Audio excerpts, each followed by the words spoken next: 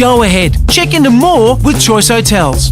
Book by September 12 for select travel dates between September and October only. T's and C's apply. See choicehotels.com for details. 50 out on the boundary. Simo, self-employed mechanic from Cranbourne. Knocked back by the big banks when he applied for a loan. Don't forget that. But he backs himself now. And that is what Red Z loves. Kicks it. Oh, an almighty roost. Straight through the eye diddle with Red Z backing him all the way. Loans for the self-employed? Win with Red Z. Talk to your broker or contact Red Z. Australian Credit Licence 311128. Yeah, it's been a long week. Now, it's finally time to put your feet up and watch your team work hard to bring home the win. Cbus Super is on your team too, working hard to provide strong long-term returns for after the final whistle. Cbus Super, making hard work pay off. Read the PDS and TND to decide if Cbus is right for you. Past performance is not a reliable indicator of future performance. Hi, Rodney Jane here. Get into Bob Jane Team Arts for awesome August deals. Want a free tyre? Get Bridgestone free. Yokohama free. Kumho free. J-Trax free. How? Simply buy 3 and the 4th tyre's free. Plus up to $200 instant cashback on selected Pirelli tyres. We won't be beaten with our best tyre price guarantee. Give us a call or shop online today. At Bob Jane Team Arts, we'll look after you. T's and C's apply. When you're passionate about the footy, you know the game like the back of your hand. It's a bit like that at your local Mitre 10 Trade Centre. We're passionate about the trade and we know it better than anyone. With expert advice and top quality timber and building products, our dedicated trade teams are ready with specialised service backed by an Australia-wide network. So while you support your team, Mitre 10 Trade is supporting you. That's mighty helpful. Mitre 10. Shut up! The footy's on Triple M! Triple M rocks footy. Triple M Footy, prime time for Mitsubishi Heavy Industries Air Conditioners Australia. Put your trust in the experts in air. Hawthorn and Collingwood tonight at the MCG. Moore knocked it on. Watson was in the right place at the right time. And then some wizardry from Nick Watson. Here come the Hawks once more. Chol down low. High long ball. Deer on the back. Watson slaps it forward. Front and centre off to Newcomb. And they pick up from where they left off in the first half. Frampton left all sorts of carnage. Gunston improves the angle. And another. And a statement win tonight over Collingwood. Hawthorn are charging towards September. Did you call alone last night, or did you pick the highlights? Was there anyone else in the box? I was just about to say to Beersy, our producer, who cut that? Because when Nathan Brown hears that, he's going to be... Was it Brownie calling with you? Was he even there? He didn't get put in one highlight last night. He does listen to all this stuff too, Brownie. Nathan, if you're listening, you need to take that up with Leroy. Jack. I'm Jack Heverin, the best caller in footy. Piss off, Leroy. Come down there. That was the story of the night last night. It was a 64-point win. I thought the story of the night was your form. Nathan Brown out of form. The audio speaks for itself. 64-point win, Stevie. Yeah. I don't think any of us saw that coming. It was that we were actually hoping for a close Thursday night game, but we've got another blowout. No, they've seriously got the wobbles up, don't they? Collingwood right at the moment. So it just goes to show Hawthorn at their best can beat anyone. But what's it say about Collingwood, Joey? Well, they're stumbling at the wrong time. It feels like they've lost confidence. They've lost system. Like their connection with their forward line was ordinary right from the start. Their defence looks jittery. And their midfield last night, I'm not going to say that, but last night they looked slow. They looked one pace compared to Hawthorn. And when you have Tom Mitchell, Ned Long, Sidebottom and Pendlebury all in the same midfield, that is a concern. Now, ideally, they didn't want to play Ned Long as early as he did, but because of obviously the Jeremy Howe situation, he had to play the majority of the game. But they just didn't have the balance right, and they've got some concerns. And it doesn't get any easier taking on Adelaide in Adelaide, which potentially means, Jack, they would have to beat. There is a world where they would have to beat Melbourne to make finals. If results go the way of need a lot of results to go the wrong way. Not a heap, not as many as you think. The Dogs just have to win out. Fremantle need to beat Brisbane. And the Giants have got to win, a couple. So depending on percentage, they lost a bit of percentage. How worried are you about But they should make it. They'll make it. Their back half. Hawthorn, and a lot of that was supply coming through the midfield, Stevie, but they looked like they were going to score Hawthorn every time they went inside 50 last night. Well, they have to too, because they're playing the tools down there, and that's a risk. But when you do that, you want to make sure that your efficiency going forward's really good. And at last night, they went at 50% going inside 50. They were able to score at will. So, Collingwood, the real pressure is on their defence as well. Like, Collingwood's defence is shaky. Like, week in, week out, you don't know what you're going to get. You know, are they going to play man on man? Are they going to sit off and play a zone defence? Sometimes it looks like they don't know what they're going to do. And as much as the Hawks' talls were the talking point, I thought it was their smalls that did the damage. When Nick Watson started the way he did, when Dylan Moore gets up and is running on top of the ground, and Ginnivan and McDonald getting some footy, that's when the Hawks last year were at their best, when those full half forwards were really getting back to support the defence and then helping out transition. And with the likes of Amon and Impey back there providing the run, and Newcomb was back to his best form. That was awesome to see him back to his absolute best. We spoke to Sam Mitchell pre-game, and it sounded like maybe for 3 or 4 weeks he was carrying a bit of a niggle, and that included one of the games he was subbed out. But last night he had that power back and his explosiveness, and he's a star when he plays like that. So for Hawthorn, they've had 2 games with the 4 talls. It worked last night. Probably didn't work the week before. What do they do? I think he'll stick with it. I think he said this morning that they'll probably continue with it. They'll have to, until it backfires on them. And hopefully for them it's not in a final. But as he said, there's always 3 of them on the field. There's always 1 on the bench. And he does have the ability, with, say it's a Luke Bruce as a sub, if it's not working, you can sub one out pretty early and say, right, we'll sub out a tall, bring on a small, and then they have a different balance. So I think he's worked it pretty well. And Mitch Lewis, he just needs to get some footy under his belt. He's a superstar player. He's come back from a long road of injury, and right at the moment he's getting games under his belt, and he could be a real X factor come the finals. So you've got to allow him to keep playing in that team, and then when it comes to a big decision, it's going to be a huge decision if they have to leave one of them out. Is it Chol? Is it Lewis? Youngston's in All-Australian form. Do you think they will leave one out in a final? Or you think they'll? Well, I think they'll have a pretty good idea what they're going to do over the coming weeks after a couple of weeks' time coming into finals. Hey, it's 2 guys, just to jump away from Hawthorn and Collingwood for a second. Mitch Duncan joined the Friday huddle earlier this afternoon. A great chat with the boys. He's always a really good interview, Mitch Duncan. But you two have been in this stage at the back end of your career where you perhaps want to keep going, you may be going in a bit of a different direction to what the club's going in. The answer to this question an hour or so ago was really interesting.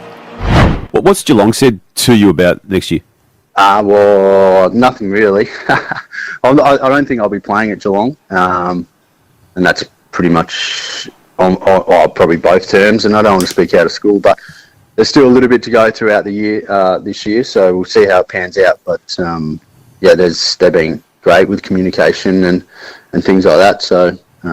It's probably all I can really say. Yeah. Sounds like that was a bit awkward. Interesting. Yeah. Well, he started by saying he hadn't heard anything, and then he said the communication's been great at the end of it. So it'd be a tough conversation with Andrew Mackey. Andrew Mackey's the list boss. And they're best mates, are they? They're pretty much best mates. But I don't think it would be a shock if Geelong say we need to move on. He's been an absolute superstar for the Cats, and maybe his time's up. I was more taken, Stevie, by his comment that I won't be at Geelong. Not I'll be finishing up, or this might be it. So I just wonder whether there's still a little bit of thought about, or whether he's already had some contact from another club, because I think right at the moment it's a sweet spot for these veterans. I think we're seeing a bit of a renaissance. I mean, Tom Lynch just got re-signed today, and I think right now clubs are understanding the value of experience and not necessarily having to play every game, but whether it's as a sub or being at the club. So I just wonder whether a club has reached out and maybe offering him a 1 or 2 year deal or a coaching gig as well, and maybe that's something that from just that comment on maybe that sounds right, Joey. Yeah. It sounds like he was open to playing footy elsewhere by the way he said that. WA boy originally, isn't he, Mitch Duncan? Yes, yeah. I think he's pretty well settled. Yeah, he's really well settled. I mean, I'm kind of the opinion that he'll go into coaching when he finishes his footy. He's a footy head. He loves it. He's smart. Do you think it'll be smart for a club then to maybe take him for 1 year and lead into an assistant coaching role? Yeah, a club that might need some leadership? Potentially, because I don't think he's got anything outside of footy going on. So I think he wants to stay in the game.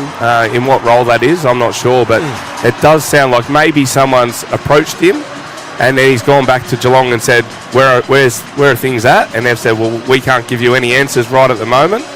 And he said, well, I'm getting offers to go somewhere else. but I'd love to finish my career here. We're just hypothesising here. We're talking out loud here, which is dangerous on radio. Yeah. We're just talking out loud and spitballing potentially what it means. But be interesting to see too whether he gets into this Geelong team come finals time as well, whether they utilise him. Been the sub a lot this year, hasn't he? So whether he's the sort of guy that they want to have as a sub later on in the season, we'll have to wait and see. Speaking of the sub for tonight, Jai Clark in as the late change. No Jack Martin tonight, who came on as the sub last week. Stevie's man.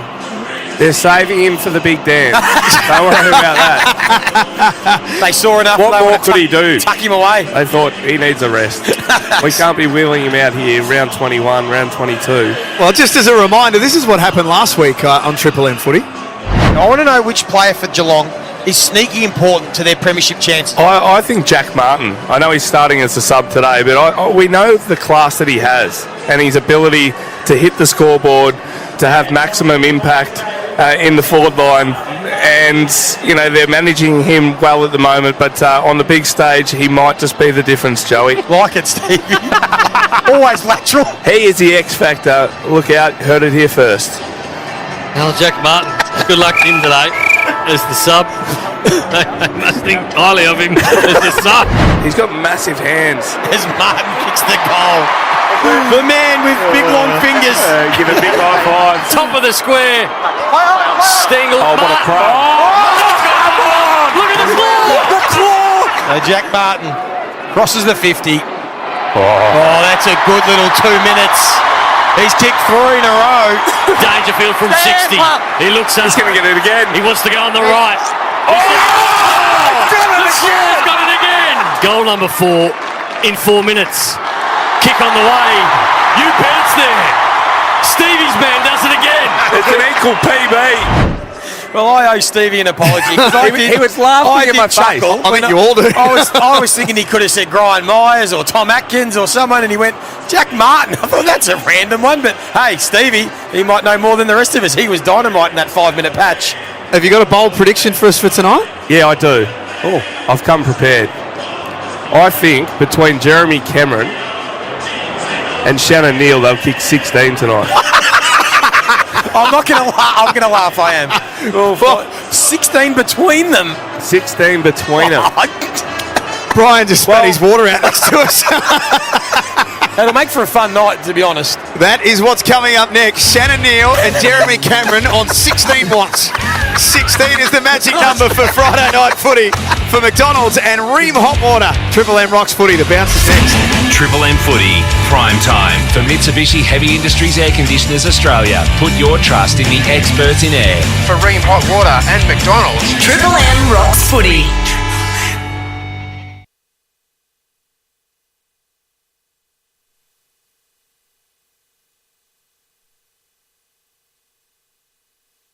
Hi, Rodney Jane here. Get into Bob Jane Team Arts for awesome August deals. Want a free tyre? Get Bridgestone free. Yokohama free. Kumo free. J-Trax free. How? Simply buy 3 and the 4th tyre's free. Plus up to $200 instant cashback on selected Pirelli tyres. We won't be beaten with our best tyre price guarantee. Give us a call or shop online today. At Bob Jane Team Arts, we'll look after you. T's and C's apply. 50 out on the boundary. Simo, self-employed mechanic from Cranbourne. Knocked back by the big banks when he applied for a loan. Don't forget that. But he backs himself now. And that is what Red Z loves. Kick set. Oh, an almighty roost. Straight through the eye diddle with Red Z backing him all the way. Loans for the self-employed? Win with Red Z. Talk to your broker or contact Red Z. Australian Credit Licence 31128. At Choice Hotels, you get the best value, so you can check into more. And right now, you can get 15% off your next break for stays of 3 nights or more. From regional road trips to beachside getaways, Choice Hotels has over 7,500 locations worldwide and the lowest price guaranteed when you book direct at choicehotels.com. So go ahead, check into more with Choice Hotels. Book by September 12 for select travel dates between September and October only. T's and C's apply. See choicehotels.com for details. Yeah, it's been a long week. Now, it's finally time to put your feet up and watch your team work hard to bring home the win. Cbus Super is on your team too, working hard to provide strong long-term returns. for after the final whistle. Seabus Super, making hard work pay off. Read the PDS and TND to decide if Seabus is right for you. Past performance is not a reliable indicator of future performance. When you're passionate about the footy, you know the game like the back of your hand. It's a bit like that at your local Mitre 10 Trade Centre. We're passionate about the trade and we know it better than anyone. With expert advice and top quality timber and building products, our dedicated trade teams are ready with specialised service backed by an Australia-wide network. So while you support your team, Mitre 10 Trade is supporting you. That's mighty helpful, Mitre 10. Hi, Rodney Jane here. Get into Bob Jane Team Arts for awesome August deals. Want a free tyre? Get Bridgestone free. Yokohama free. Kumo free. J-Trax free. How? Simply buy 3 and the 4th tyre's free. Plus up to $200 instant cashback on selected Pirelli tyres. We won't be beaten with our best tyre price guarantee. Give us a call or shop online today. At Bob Jane Team Arts, we'll look after you. T's and C's apply. 50 out on the boundary. Simo, self-employed mechanic from Cranbourne. Knocked back by the big banks when he applied for a loan. Don't forget that. But he backs himself now. And that is what Red Z loves. Kick set. Oh, an almighty roost. Straight through the eye diddle with Red Z backing him all the way. Loans for the self-employed? Win with Red Z. Talk to your broker or contact Red Z. Australian Credit Licence 31128. Every massive moment lives right here. That is as good as you'll see. For Ream Hot Water and McDonald's. Triple M rocks footy, and the first quarter is coming up next. At Choice Hotels, you get the best value, so you can check into more. And right now, you can get 15% off your next break for stays of 3 nights or more. From regional road trips to beachside getaways, Choice Hotels has over 7,500 locations worldwide and the lowest price guaranteed when you book direct at choicehotels.com. So go ahead, check into more with Choice Hotels. Book by September 12 for select travel dates between September and October only. T's and C's apply. See choicehotels.com for details. Shut up! The footy's on Triple M! Triple M rocks footy. This quarter for Beacon Trade. Tradies, big jobs, small jobs. Beacon Trade's got the fans, lights and switches to get it done. Partner up at beacontrade.com.au. 5 minutes away from the bounce of the ball at GMHBA Stadium. Friday night footy, Geelong and the Bombers for Maccas. The Big Arch has now arrived at Maccas. Joey Montagna's here tonight. Stevie J is in the house as well. And for the first time tonight, we welcome a man who knows exactly what it's like to kick 100 goals. Brian Taylor, hello BT. Hello Jack, and isn't it interesting, I remember I was here about 6 weeks ago and I can't remember why, you might be able to tell me. Bailey Smith drew an extra 10,000 people to this ground for, I can't remember what the reasons were, but something he'd been in trouble or he was playing against the Bulldogs for, I don't know what it was, but anyway, there was an extra 10,000 in the house and he was, basically selling it off his own back. I reckon Jeremy Cameron is about to do that over the next couple of home games down here tonight and perhaps later in the year as he gets closer to... Are there any more GMHBA games? No, this is it. This is it? Okay. This is it, yeah. This is the What's it like, BT, to kick 100? Do you get nervous? Do you start to think about... Do you honestly think about it?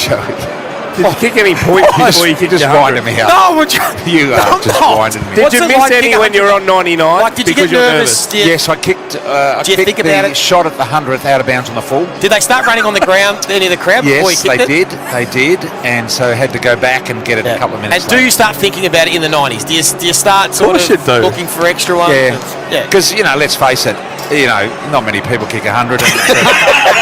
It's a rare thing. Was that in the last game of the year? And I couldn't give a shit about who won or lost. It was just all about Was that your last opportunity? Last game of the year playing on Spud. St Kilda had to win to make the finals. Collingwood had to win to make the finals. So important team game.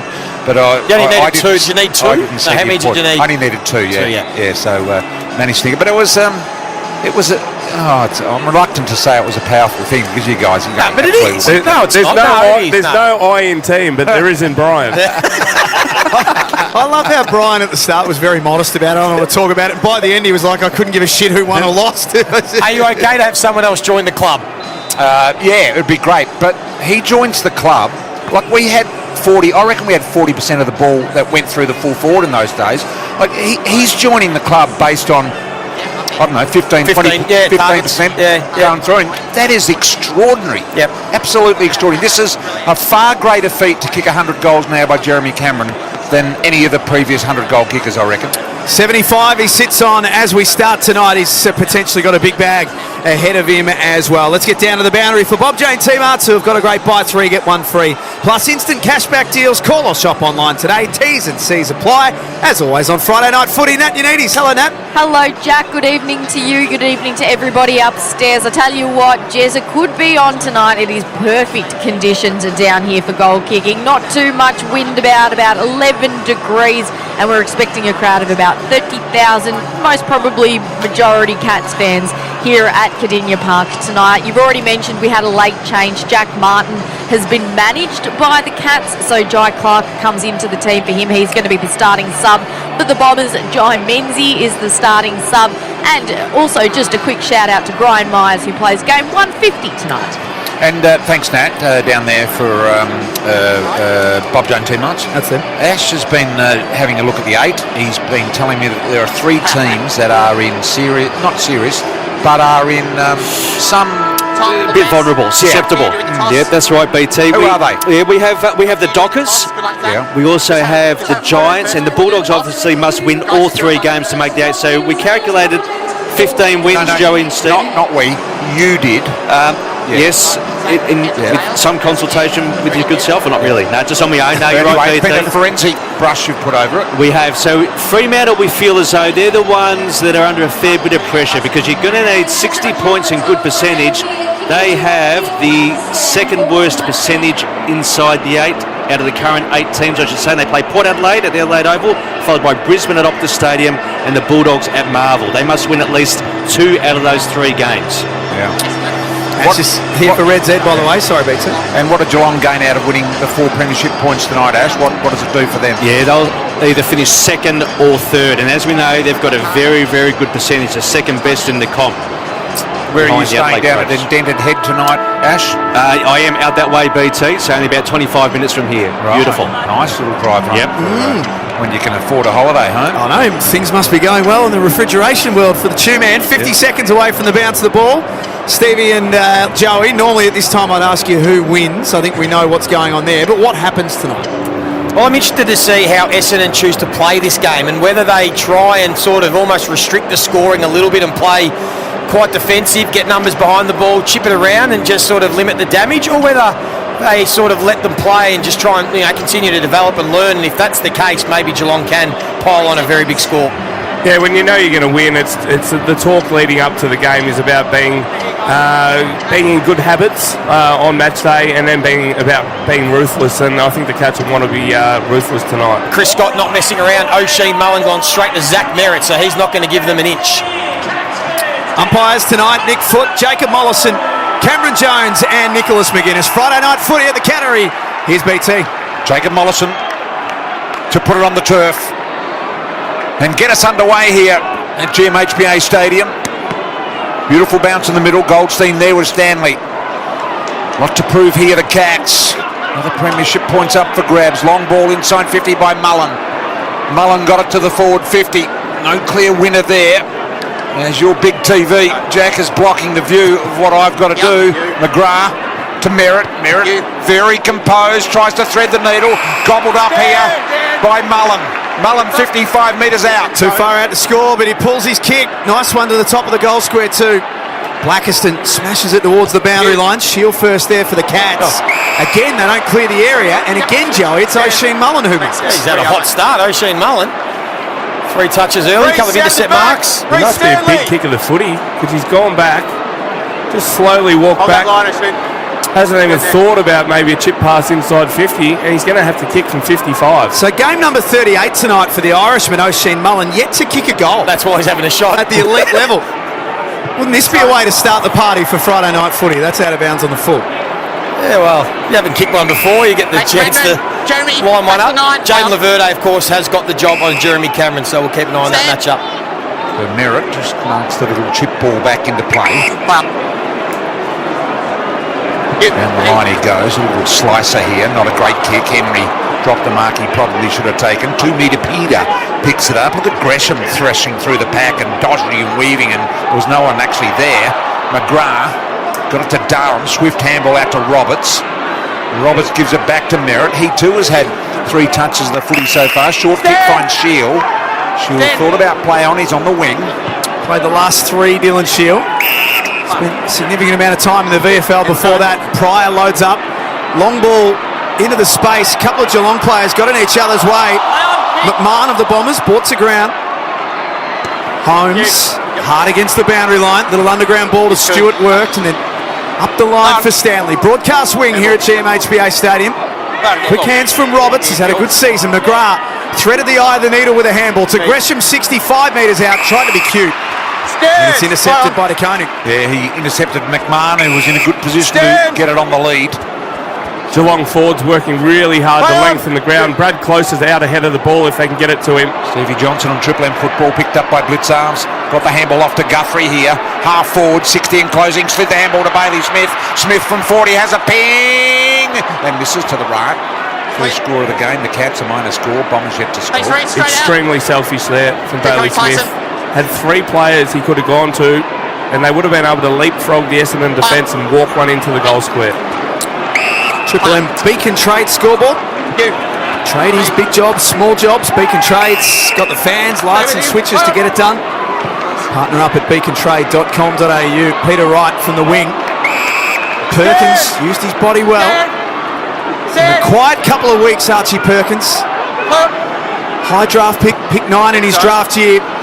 Trying to kick to the advantage of a forward, but Geelong have got extras back, and O'Sullivan gobbles that one up. Jack, I've already asked Shoeman to find out how many intercept marks by a team is the record, because I think tonight Geelong could break the record for the most intercept marks. McGrath almost had one for the Bombers. Kick was shallow. Blitzarfs. Zach Guthrie. And now Bailey Smith. Outer side wing, ball on the bounce to Close. Nice pick up. Bose has got his eyes darting around and got it back to Guthrie. Guthrie kick straight into Merritt. Merritt quickly rebound. Little handball, here they go again. The Bombers. Kakao has taken the mark 55 metres out. Back 1 metre with me, Jack. No one deep, so he just holds it up a little. Sends the handball to Redmond, I think it was, who let it go and has missed. Hit the post. Nice ball. It was Redmond. And a minor score. So the Bombers get their first score, which ties it all up at 1 point apiece on the Triple M Beacon Trade scoreboard. Wilson Humphries will bring the ball back in. Manor links up with Holmes, who was best on ground last week against Port Adelaide. Got the 10 coaches' votes, 35 disposals and a couple of goals. Hit 2. He's had a very, very good season. Contest on the wing. Stanley couldn't mark, so knocked it on forward. Laverty, Gathers and Neil and Cameron, who are going to kick 16 between them tonight. Tackle him on the wing. Off to a slow start. They'll come. They'll want to get going. Every minute's important. There's that Dursma around the corner there. Big 2 metre Peter. Look at him stretch out like a big octopus. Got the handball away. Perkins had it ripped away before he could think about disposing of it. Henry, just a little sidestep around Durham. Kicks not great to Dursma. Dursma plays on with the handball to Roberts. Roberts quickly back to Perkins. Perkins peels it back to Durham. So now they go forward with the Durham kick. It's a long ball into a nest of 3 Cats. Over the back it comes to Kako. Kako will get support. Guthrie closed and ran straight at him. Knocked the ball over the line out of bounds. We'll throw it in. Attacking 50 for the Bombers. They've had their fair share of opportunities, the Bombers. What are the inside 50s there, Two-Man? Yeah, good start. 5-3 Essendon's way. It's the great Ash Chua for Red Z Lending. He was telling me last night how many games he thinks he's done. He reckons he's done more than Rex Hunt. So he's, he reckons he's about 3,000. What was Rex was 2,000 and something, wasn't he? Oh, that's how he bought the holiday house. Makes it up. Things are a bit rubbery there. Yes. Flexible or malleable, whatever term you want to use. Another inside 50 for the Bombers. It slips through the fingertips of DeConing. O'Sullivan took on a tackle. Some leniency showed by the umpire. I suppose when you're keeping stats, you can keep your own stats, can't you? And you can fudge them however you like. That's Two-Man's made a living out of fudging stats. No one else is keeping them. It takes a certain type of person to count your games, I think, to be honest. One behind each. Jason Bennett can. Triple M Beacon Trade scoreboard. I don't think so. Back it out this way again. Reese, Peter, watch my line. Ball up here. Stanley. Luau went past it, allows Bose to pick it up. He banged it onto the boot to open grass on the wing. Arriving first is Neil. Kept it alive with a little handball back over the top. And eventually it goes out of bounds and thrown in half forward for the Cats, who are kicking to the Barwon River end. There's a river at that end. It's called the Barwon River, that's why. Mark, what's us? Now it all makes sense. Don't worry, when the Cats can use the ball a bit better going forward, Jezza is pushing deep as quick as he possibly can, so there's going to be some opportunities for him. Jaden Laverty's got that job, Stevie. Is that still the matchup? Yep. Still the matchup. Lawal from the centre square. Again, Geelong with an outnumber. Wright came in and split that pack in two. Defensive 50. Stewart. Calm to Zach Guthrie. Play on. Now Brian Myers. Never waste the footy. Bailey Smith can look up and run. Now a meaningful entry. Neil in good position. Marks. Here's the chance for number 1 of 16 for Shannon Neal and Jeremy Cameron. 45-degree angle, 35 metres out. Well, it's a dangerous game Essendon are trying to play, so they're prepared to have a spare defender, obviously to try and help out on Cameron and Neil, but giving Geelong a spare defender, and they feast when they can win the ball back with an extra. They just pick their way through this Essendon defence, so if that's going to be the case, expect the Cats to get plenty of good looks on the counter-attack. 4 goals, Shannon Neal, last time when the teams played in round 14. For Geelong's first of the night, and we've had to wait 8 minutes for it, but the account is open. 117 the Cats. Bombers one behind. Triple M Beacon Trade scoreboard. Yeah, you're spot on there, Joey. You play into Geelong's hands if you allow them to have a spare back and intercept and then generate their ball movement off the back of it. The thing that Geelong do have through their midfield is a lot of running power. Guys that can then spread the ground, and by the time they go inside 50, it's almost even numbers, or they find the one around the 50 to 70, and they're all capable kicks going inside 50 as well, and quite damaging. So, yeah, you're playing a dangerous game, giving the spare back there for Geelong. Stevie Johnson on Triple M football. A lot to look forward to this weekend, Ash. Certainly FBT, Richmond v St Kilda at the, that's a big one. at the G tomorrow. Then Brisbane versus Sydney up at the Gabba. Carlton take on the Suns at Marvel, and Port versus Freo at the Adelaide Oval. Perhaps not that much to look forward to. Gets better on the Sunday. Giants take on the Kangaroos at Mardica. It's always fun, whichever way you look at it. Triple M football. Here is Myers. Little handball without really even looking to O'Connor. O'Connor drilled the ball inside 50, and Neil's taken another one. 20 metres out directly in front. Will line up for his second. Ow! Stevie's already punched me in the arm. Shannon Neil will line up. He's looking for at least, he's got to kick at least 8. And he'll have 2 after 10 minutes. The anticlimactic if he steals the show tonight. He won't be passing them off. 20 metres out directly in front. There's a real hum going around the stadium. And there he goes. He gets it. He celebrates, mostly by himself. But he's kicked a couple. Neil has got 2. 2-1-13 the Cats. The Bombers one behind on the Triple M Beacon Trade scoreboard. Well, we know that he's still a young player, Joey, trying to forge his own career. So there's a fat chance that he's going to be kicking the ball to Jezza in the pocket so he can get inch closer to his 100th. He's grown by the week too as a player, isn't he? Continues to really develop, work on his craft. He's a beautiful specimen, and now he's really starting to mark the footy. So is it true that his mum takes a tequila shot after every goal? That's why they play the tequila song. Is it true? Yeah, she'll be pissed tonight. Oh my God. Steve, he's put possibly 16 on her. If he, let's say gets 10, she'll be bloody. She might fight the game. Get out of here. Mrs. Neal, wherever you are, just have a water in between these goals, otherwise you are going to be stuffed. He might kick 16 on his own tonight, Shannon Neal. From McDonald's and Ream Hot Water, Triple M Rocks footy. Clearance win, clinical one. Holmes around the corner, kicks to centre half forward. Good mark. Good mark by Archie Roberts. Had a good year, this kid. Yeah, he's good, isn't he? Yeah. Neil down. Turnover. Manor gives it off to Stengel, who can't cash in. Why didn't he give the handball to Neil? She would have been having back-to-back shots. in about 30 seconds. Tequila chaser for the tequila. Yeah, he was on Shannon Neal. It was Stengel that just had the snap when he probably could have given off the handball. He goes back to full back to try his luck now, Roberts. Kicks it very, very wide and kicks it straight down the throat of the Cats once again. This is Nevitt. Nevitt has got the ball at true half forward. Long, deep ball. Neal's the target. High footy. Neal takes the mark. He's lining up for number 3 from 12 metres out. He's lining up for number 3. You said he'd want to get started. Jesus. Oh, boy. He'll be starting to give him off soon. He's got that many of them. Worried about his mum. So Neal, he's no more than 12 metres out. He's on a slight angle and he's lining up for his 3rd goal in 12 minutes of footy. He's got it. He's got 3. Jeremy Cameron gives a double clenched fist with a degree of anxiety attached to it. And Neal has 3. 20 plays 1 on the Triple M scoreboard in favour of the Cats. Well, the problem is for Brad Scott, Steve, he doesn't have too many options to change the magnets. Like, this is a matchup now that Shannon Neal is loving. The Cats are going to love. They're going to try and probably isolate him on Blackiston. And there's not a lot that they can do about it. Nat Unides, Bob Jane teammates. Jack, a bit of a random tidbit for Wow. Wow, is that what you guys think? That was man.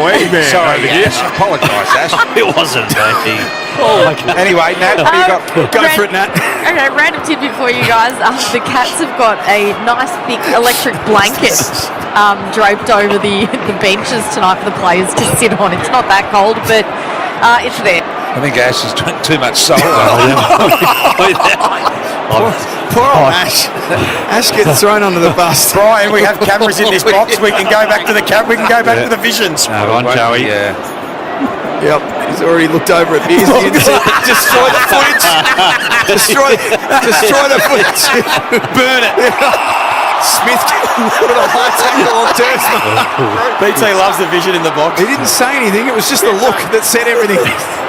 Redmond, not a great entry forward. O'Sullivan. There's no button on here that says burp. There's cough, but there's no burp. No, there's producer and cough. There's no burp. Might be a next year thing. 3-2-20 the Cats. Bombers 1 behind. Triple M Beacon Trade scoreboard. If you have just joined us, Shannon Neal has all 3 goals for Geelong. Jeremy Cameron, so far, Ash, has he touched the Sharon as yet? Statless. He's on the bench now too. Ball out wide to Henry. Henry takes the mark at half back. Just air bubbles, really. Henry goes down the line. High footy. Dursman takes a nice mark in front. Immediately gave the handball off to Roberts, who's an outstanding young player for the Bombers. Took a bounce on the left boot, right on the boundary line. Good deep ball in, but to the advantage of not Guelphy, but his opponent here on this occasion. And Stewart does it pretty easily. So he sends it back from where it came, and Blitzards is the target. Flies over the top, couldn't mark it. Recovered his own ball. Bailey Smith with a nicely placed ball out wide. He's close. Stands right next to the interchange bench. What's ahead for him, Stevie? Just a short pass to Myers. Another short one to Smith. They just play a little game of checkers. In, out, short passes. They'll go long to Neal. They'll go long to Neal now, though. He's on fire. Kick it to him. He's got 3 already. He's in good shape for another one. Support came from Pryor, and they knocked that ball clear. And Geelong have got the wall set up. Jack Henry. Watch for the cross kick here over to the left. Stanley. Myers puts it on a platter for Blitzards. Too far out to score. He goes short. Dempsey not 15. Turns around under no pressure and snaps the 4 for the first quarter. Alarm bells ringing everywhere in the Essendon coach's box. 4-2-26 Geelong. Bombers 1 behind. Triple M Beacon Trade scoreboard. You talk about what Brad Scott's trying to do by generating that spare behind the footy, Joey, but when they're winning the footy, if you want to take on the Cats and actually be dangerous, you've got to be prepared to look inside and also lower your eyes going inside 50. At the moment, the majority of their entries have been kicks from outside 80 metres. and they're bombing it in, and Geelong, that's where we know they're unbelievable at coming off their direct opponent, either one-on-one or the extra coming across and intercepting. So, Chew, man, I gave you an exercise. What is the most intercept marks in a game and by who? And what are Geelong currently at with sort of halfway through the first quarter? Yeah, so most of the game is 34. That was by the Eagles against the Saints back in the year 2000. And Joey, the Cats currently have 8 intercept marks already, and we're barely halfway into the first quarter. Red Z Lending, loans for the self-employed, redz.com. Up in the middle we go, Kako. Got it here to McGrath, couldn't handle it very well. Went and got it, did Atkins, the little hard-nosed operator from the Cats. Handball out in the Luau direction. Picked up by Nevitt, squeezed the trigger to Dempsey. Dempsey over the top here to Holmes. Holmes on his left boot, goes inside 50. Kneels there, Stengel tapped it to himself. Then he got caught in a rather tight sandwich. And we'll have a ball up attacking 50 for the Cats.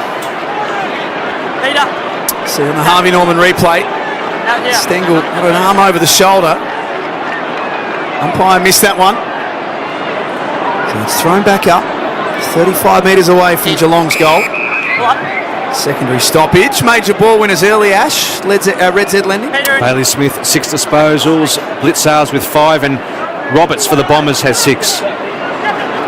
Off the stoppage. Dempsey's already got one. Hemmed in, left forward pocket. Couldn't get the kick away. Works it back to Nevitt. Oh, volley off the ground from Bose. The little banana came in towards goal. He just opened up the heel, and it was nearly a worldie. That was genuine, like soccer, across, and then he just angled the boot to try and put it in the top corner and just missed. It was great thinking. Yeah, brilliant. Paul Roberts, spoilt. By the big fella to Coney. Gone. Is indeed. So O'Connor free kick here against Darren. Plenty of room on the fat side. Not much on the side that O'Connor's operating on. He goes deep into the pocket. The big fella was there again, Neil, but it just fell a little short to the Coney. Jezzard's just sneaking onto the ground here, and he'll go to the forward 50 stoppage unopposed, and he'll look to wrap onto his left foot. He'll get a handball receive running on his left. And no one's even noticed he's come back on. That's right. He's only kicked 75 for the year. He's just sliding his way back on. Neil doing the ruck work. Roberts has had a lot of it early. Dersma just turns around and kicks blindly. It's going to work out okay. Ben Hobbs with the foot in his hand, a defensive 50 for the Bombers. They're trail by 26 points, and again, Joey, they kick to that outnumber. Well, you could see it clearly, and then Hobbs didn't know what else to do, so he just thought, I'll kick it to a 2v1 and hope Rolfie could make it work. Easy pickings for Zach Guthrie. So the Bombers set up defensively as Geelong change direction. They flick it from one side to the other. Stanley's kick misses Bose and intercepted by Shield. Just watching Jeremy Cameron off the ball. Jeez, he's doing a lot of running. As Stevie mentioned, he is absolutely running from one end to the other, trying to find footy at the moment. Roberts, right on the Toyota Good for Footy logo. All local clubs into their raffles these days. Short kick finds Dylan Shear. Will he be at Bomberland next year, Joey? I wouldn't have thought so, no. Dersma. Able to mark the short kick. Bailey Smith on the mark. Dersma takes him on. Launches it inside 50. Very high ball. Big pack of players. Off hands. Henry just ran it straight into the oncoming tackler. Ball held. Durham and will ball up. 4-3-27 the Cats. Bombers one behind. They've just managed to slow things down a little bit. Haven't had a goal for about 5 minutes. Quick snap comes around the body from Kako. Stevie J.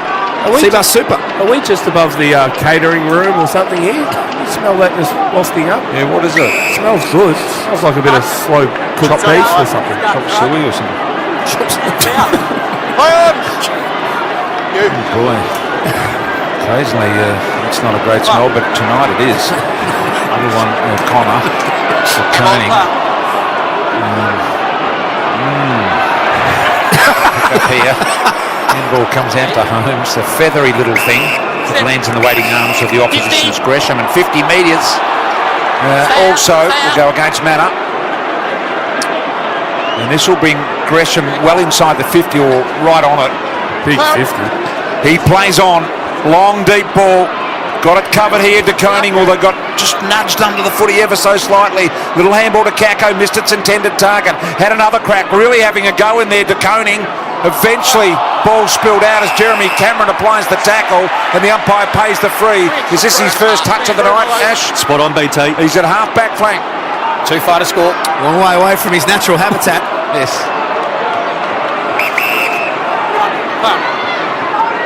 Cameron.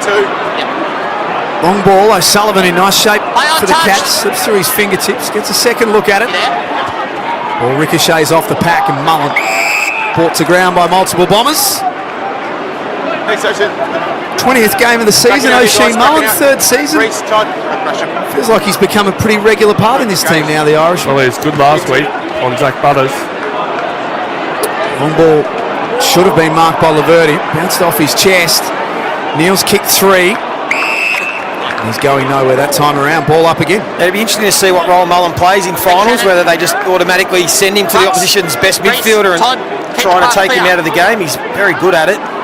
Bit of a weapon for Chris Scott. Nick McGuinness throwing it up here. Shield went and got it to Goldstein, had to duck under the oncoming Atkins tackle. Shield's kick was partially smothered there by Dempsey. Spills to Bailey Smith, looking for the quick give and go. Atkins slipped over. Did the splits in the end. It comes to Smith again. Bit of a wobble along the ground. Bombers are there and plenty. Laverty's handball back to Merritt. Missed its target. Picked up here by Holmes. Holmes gives a little handball off here. Neil from the standing start around the body got Stengel. Stengel marks right on the boundary line, 30 metres out. He closes off all opportunity by not even looking infield at the moment. Well, he was on ahead of the ball for about 8 or 10 seconds there. Catch just needed to win it. Push the ball forward under pressure, and then someone had the composure there just to pick out Stengel. He's going to have to kick a drop punt here. Difficult kick. Checky. No, drop punt. 30 metres out. Checky. Checky it is. He changes his mind and puts it across the face of the minor score. So 4-4-28 the Cats. To 2 behinds at the moment, the Bombers on the Triple M Beacon Trade scoreboard. Yep. Mason Redmond. Risky kick. Laconic sort of ball that put his teammate Lawal under a lot of pressure, but Essendon had been able to work it out. Gresham had Dylan Shield running by, and then a long ball, a good kick too, right to the advantage of Guelphy, who snuck forward, got back over his mark, and puts it onto the chest of Liam McMahon. 35 out directly in front. Yeah, well, great transition by the Bombers. Best of the night. Geelong have shown throughout the year they have a tendency to allow teams to transition the ball because they do play a real system-based team defence. You can penetrate it with some quick ball movement through the corridor, and Essendon did it well on that occasion. His 4th game tonight, Liam McMahon. A natural lead-up sort of forward look about him, I reckon. Mature age player, 23 years of age, picked up out of the mid-season draft, but has shown some good signs early. And in the small sample size, he's shown us that he is a beautiful set shot. Bombers with the first of the night. They're 1-2-8. Geelong 4-4-28. Triple M Beacon Trade scoreboard. Well, that was a better look for him as well. Going inside 50 to the lead up, lowering the eyes. Obviously, very quick transition helps that, but that's been the difference in the game. The inside 50s in favour of Geelong, only by the 1, 12-11. But it's been their efficiency to use the ball going forward. The Bombers just bombing it in time after time. On that occasion, a bit more time and space, are able to lower the eyes and hit the lead up. What do we got on the Red Zetas there, Ash Chula? Yeah, it scores from turnover as well. So past 11 weeks, Geelong number 1 for scores from turnover differential. 21 out of their 28 points have come from turnover. You were telling me before, Ash, that you've decided to get the wife to go back to work, or she's decided to go back to work. I thought this was all off-air conversation. And she's loving it as well, and she's doing a great job. I try to get Tanya after 20 years. She washes 1 pair of jeans, 3 pairs of jocks and a pair of socks, and she reckons she's got it hard. Behind you, boys. Behind you. Thanks. Guys, back it up this way. There's a lot of free time. Hope you're listening. Up in the middle there. Knocked down here. So the ball's going nowhere. It's 28 plays 8. It's a 20-point Geelong lead. We're coming towards the end of this first quarter. 26 minutes in we are. Down here, Stanley. Play on. The back door. Everett. Got it to Atkins. Atkins to Myers. Myers a willing giver. On the lead, Stengel. Stengel's marked 25 out directly in front. No Essendon defender could stop that passage of play when you've got one of the best goal assist players in the competition streaming out, unpressured. Just needed someone to provide a lead at him. It was a good clearance win from the Cats. It's what they do so well. They don't necessarily win first possession around clearance, but they are able to strip the opposition and win it back, and then it gives them really good looks. So now Stengel to finish it off and kick goal number 5 for the Cats here. Been a dynamic opening for them. Stengel very deliberate, little left though. But his run-up messed up a little there. A minor score, so 1-2-8 the Bombers. Geelong 4-5-29 in the Triple M scoreboard. 3 behinds, Ash, for Tyson Stengel, first quarter. Redzed lending stats. Tyson Stengel, 3 behind, spot on. Pryor, sorry, I caught you on the hop there. He did something similar last week. Adelaide, he missed his first 3. Ended up with 1-3 last weekend. Pryor looks for Peter Wright. Ball was knocked off before it got to him. Hobbs on the wing to Goldstein, who has a fumble. Second opportunity for Peter Wright, right on the logo. Cats win possession back. Zach Guthrie kicks hurriedly. Stengel has to wait for this footy to arrive. It was picked up cleverly by Bose. He's 55 metres out. Gave one back to Blitzarves. Further handball back to Holmes, and then Cameron links up with Mullen just outside range. Not 15. Brian Myers has a little fumble of his own, and then a toe poke forward with no real intended target. Gains about 25 metres, and the ball will be thrown in left forward pocket. What are the numbers between Mullen and Merritt? 2 now? Yeah, Zach Merritt, he's only had the 6 disposals, and Mullen for Red Z, he's had the 4. Nice chewer there. Boundary throwing. Blitzarves, Goldstein, Luau. Tackled here by Dempsey. Got Stevie says more money in his glove box than other players have got in their entire contract deal. Mark, coming back this way. Stevie that said that, wasn't it? When? Oh, a couple of weeks ago. Can't remember. Quick shot at goal. Well, he has, hasn't he? No, it was Isaac Smith, I think, that broke that story. Oh, yes, that his dad's loaded. Yeah. Ollie Dempsey. It's nice little position to be in. Just occasionally lean over to the left and open the glove box and just pick a redback out. Isaac, a late in for Stevie tonight, of course, at the Bacchus Marsh pub. Actually, we should try and get in touch with Isaac, just find out how the Bacchus Marsh cash is going. I've double booked himself. I thought you were referring to, BT. I thought you were Oh. referring to my car for a second. Oh, he's double booked. Isaac Smith, he's becoming popular and he's treating people with disdain. And you know what? He couldn't care either, could he? There's no remorse whatsoever. 21 points, Geelong lead by. 20 seconds left before quarter time. So what started out as a really quick flurry of goals for Geelong has been slowed down a little bit. It's not all that bad for the Bombers as they head towards quarter time. 5 seconds to play.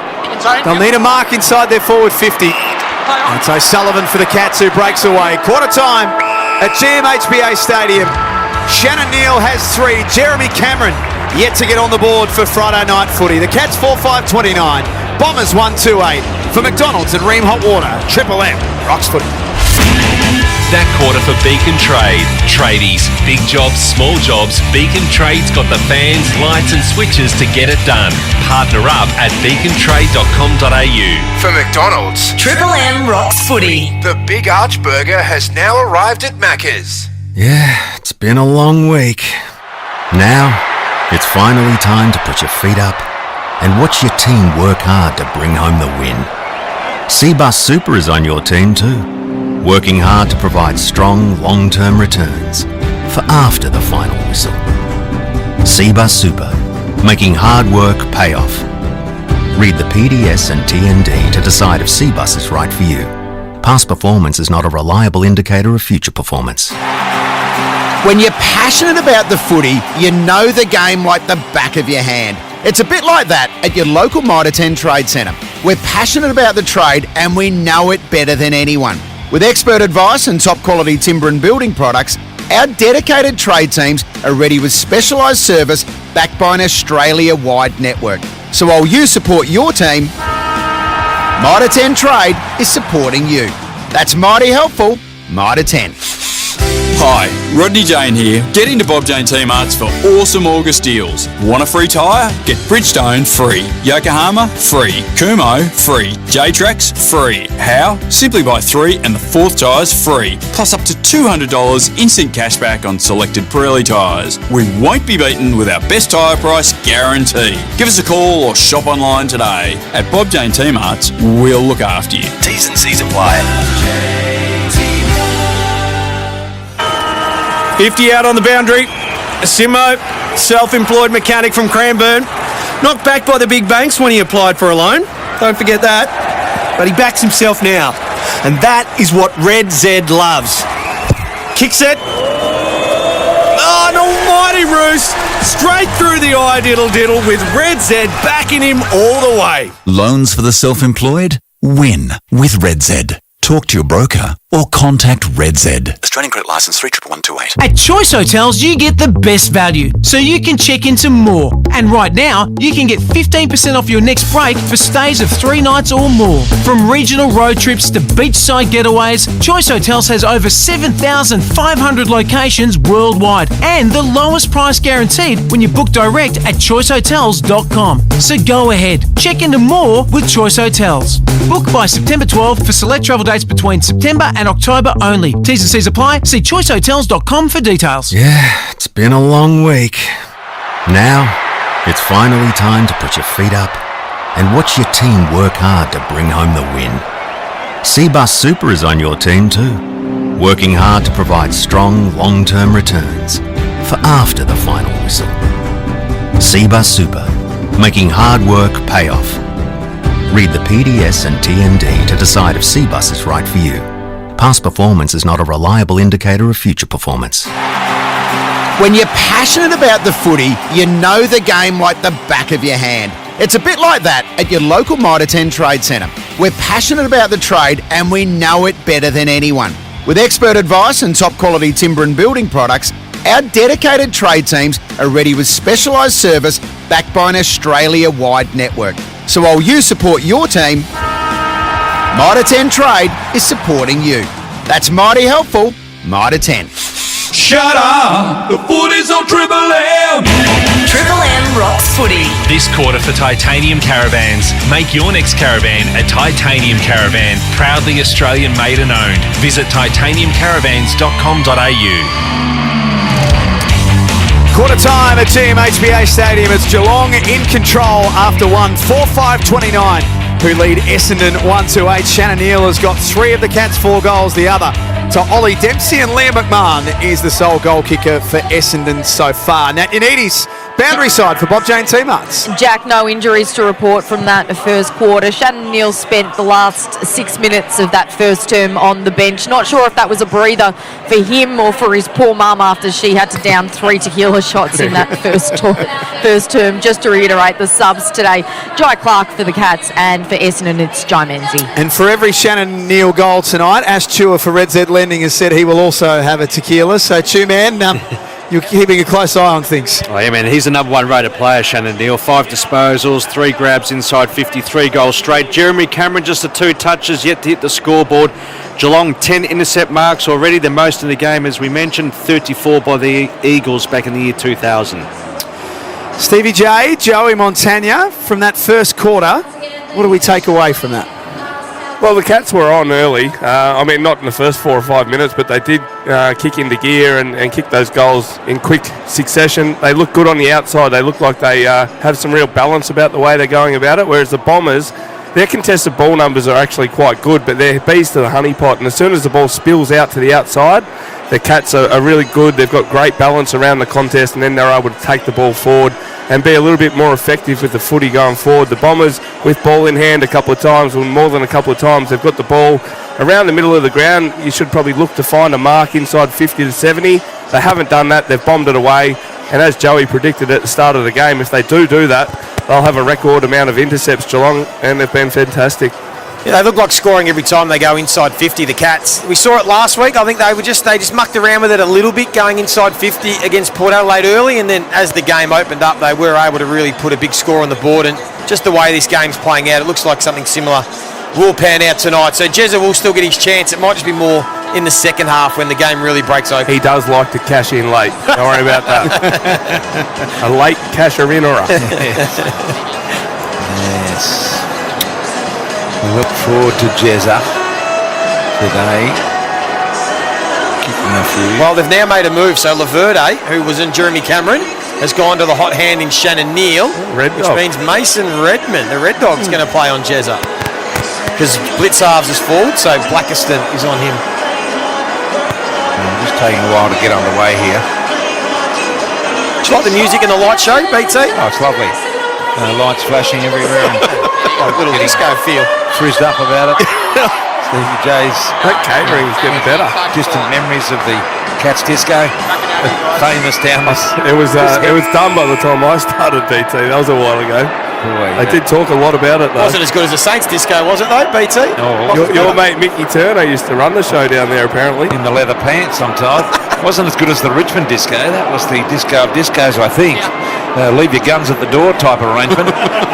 Here's Atkins, little handball with all the Richmond crew. Didn't know they were there, but... Is that where he got the nickname, Roachy? Disco, I don't know. Ball up here. Umpire Mollison. Little knockdown by Goldstein. Got it to himself, to Durham. Durham out wide here to Gresham. Well, Merritt it was. Merritt to Gresham. Gresham near the boundary line. Got time to gather the ball. Messed around with a little bit. Got the handball back to McGrath. He's confronted by Guthrie. And ball held to him with the ball up at half forward here. The Bombers. You guys backing out this way. 21-point lead of the Cats. Peter and Reece. Remember the carpet at the Richmond Disco used to look like a pizza. Just never ever got vacuumed. Who was the king of the Richmond Disco, BT?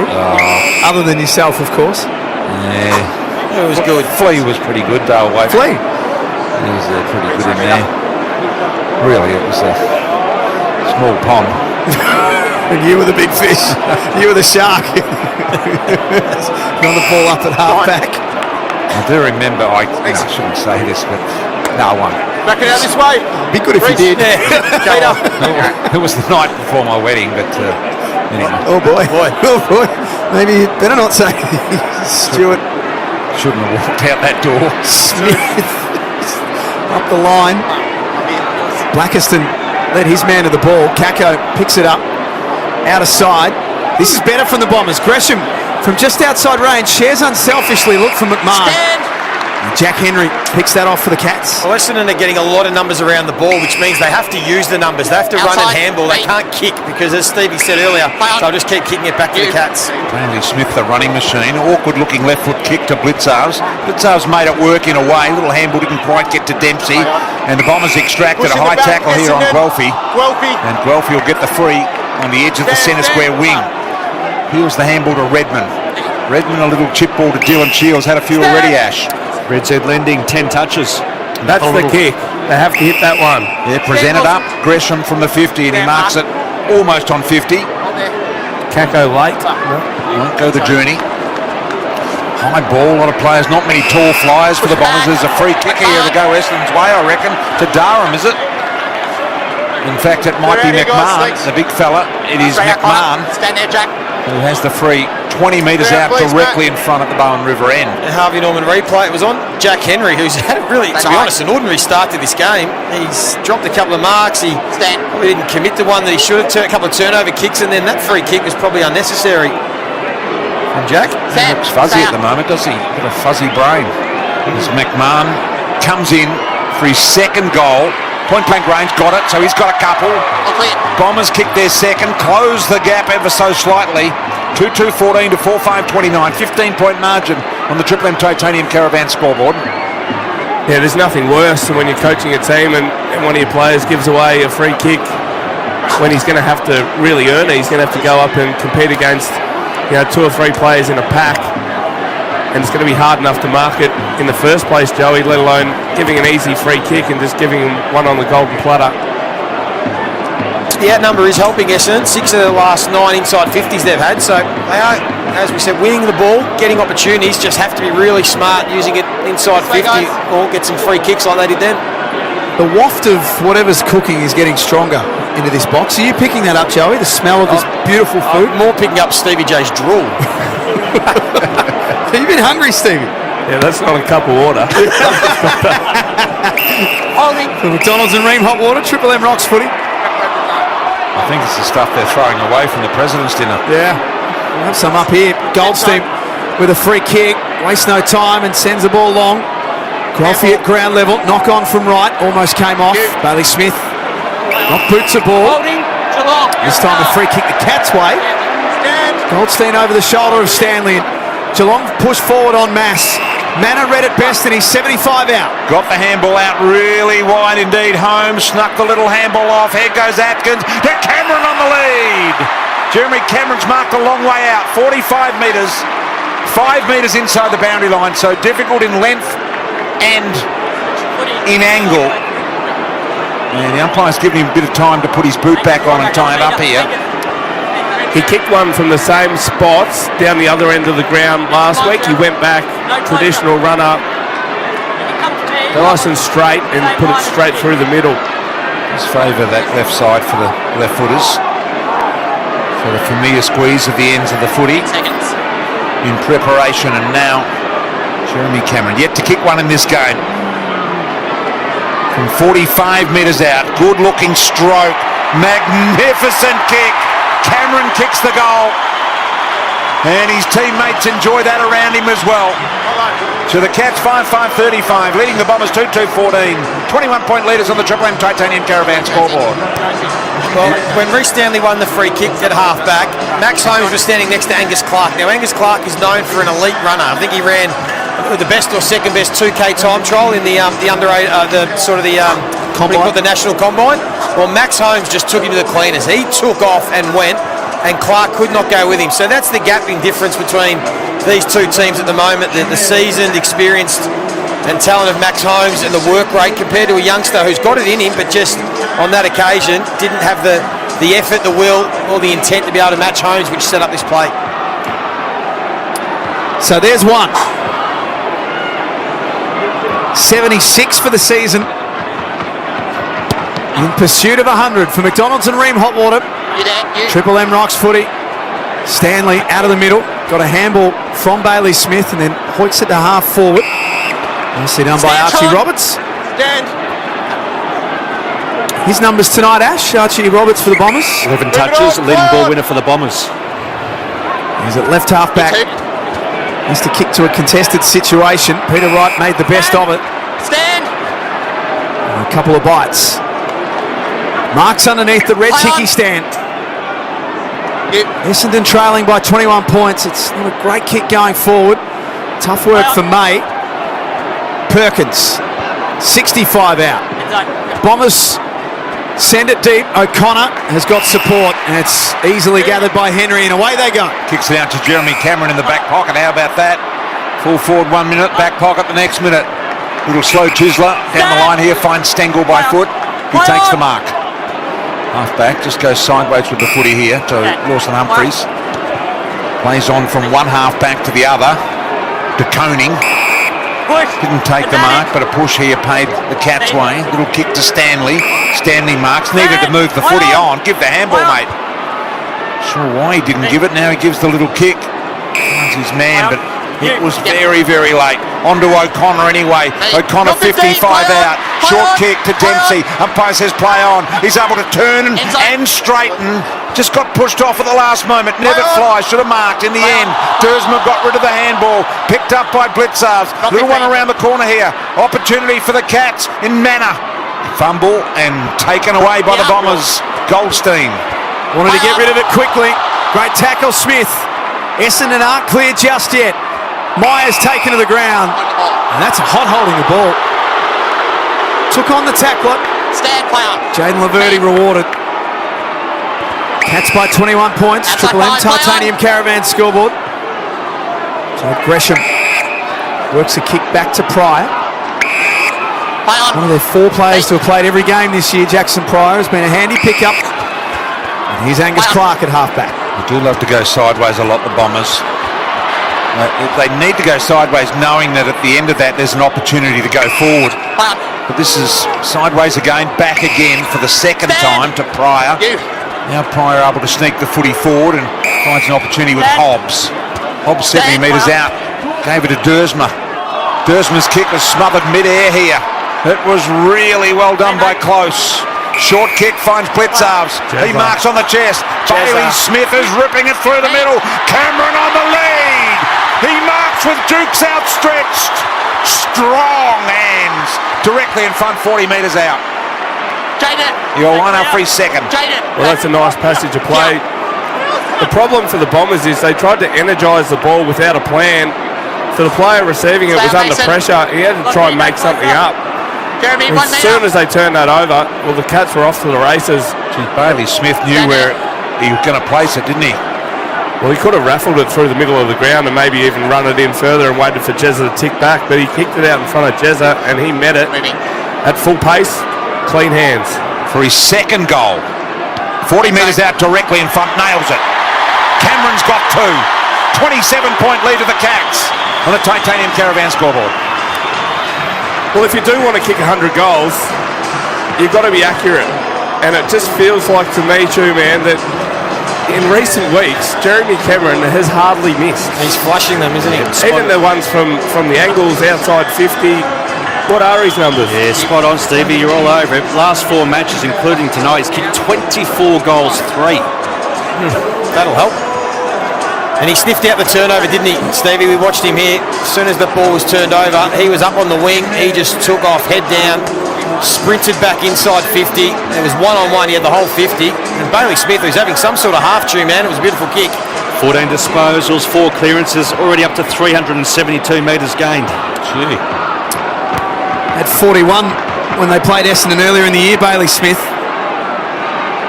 He's taking him to the cleaners once again for McDonald's and Ream Hotwater. Triple M Rocks footy. There he is at the back of the stoppage. Was worked over it by Kako. Quick hands to Shield. Up and under ball, a hopeful one. Inside forward 50. Archer May takes a nice mark. Front position. He's 35 out.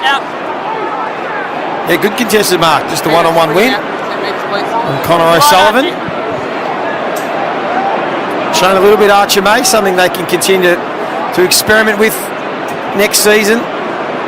10 seconds. It's all good experience for these young kids coming down here against an experienced team.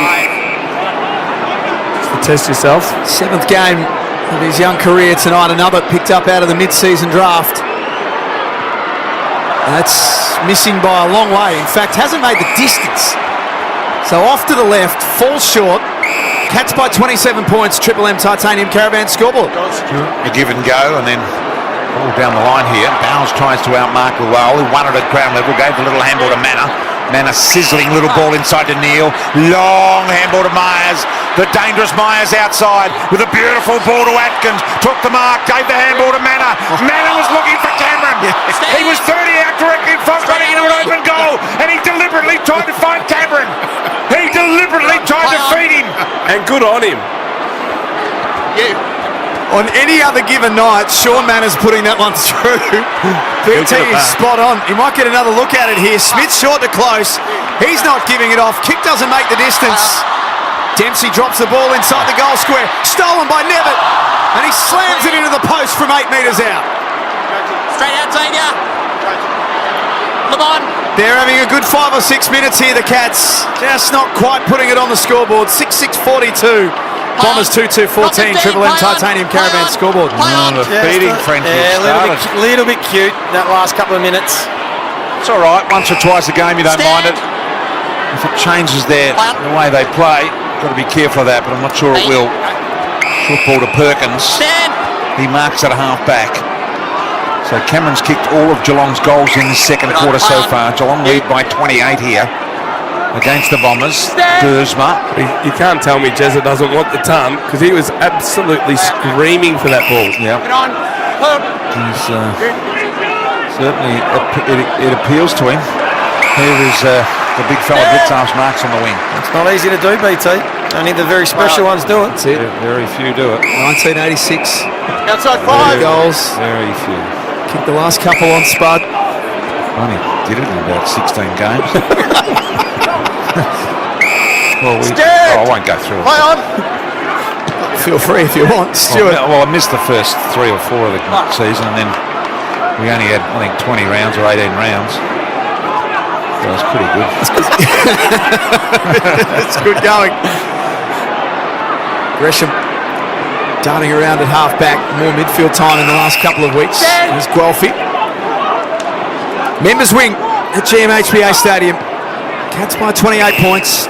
Triple M Titanium Caravan scoreboard. Make your next caravan a Titanium Caravan. Proudly Australian made and owned. Visit titaniumcaravans.com.au. Laverty just tries to stump something out. Oh! His feet were taken underneath him. He landed on his head on the ground. He's in a bit of pain. He'll be okay. He's had the absolute oxygen knocked out of him. And he's up in the air on the back, flipped over, landed on his head. And he gets up, luckily. Well, you know what happened? It was his teammate that pushed his opponent. It was Dylan Shield who pushed O'Connor into him. That is a heavy. That's as acrobatic. That's newsworthy in the US. That's the sort of thing you'd expect to see. If someone gets a photo of that, his back arched backwards. I think he's hurt his back in that, and the awkwardness of. I don't know how to describe it, but there must be so many close calls in our game with injuries, really bad injuries. But on the Harvey Norman replay, Stevie, you're spot on. Dylan Shield pushes Mark O'Connor into that contest and basically causes that. That's right, Mark O'Connor got the free kick here, so let's have a ball. But he didn't know at the time that Lual was going to jump. Luckily, Nat'll keep an eye on Lual, but that could have been a lot worse than what it was. Back of the action, Manor has a fresh area at half forward. It's a second chance. Inside ball to Mullen, who's still yet to kick a goal at the elite level. Back to Manor, 45 metres out. Kick was touched on the way through. Here's Cameron, turns around and snaps one into the post. The entire stadium is riding every Jeremy Cameron possession at the moment. That one he puts into the woodwork. Gee, it was special. That was hard to do, what he done. The pick-up and the way that he curled that around his body on the run. That was quick, wasn't it? The action was powerful and quick. He's in good nick, isn't he? Yeah, and he's really interested in being the triple figure operator. Kick out wide. Over the head of Sullivan. Comes out the back to Kako. Took a bounce, tried to shrug off Guthrie. Guthrie got him.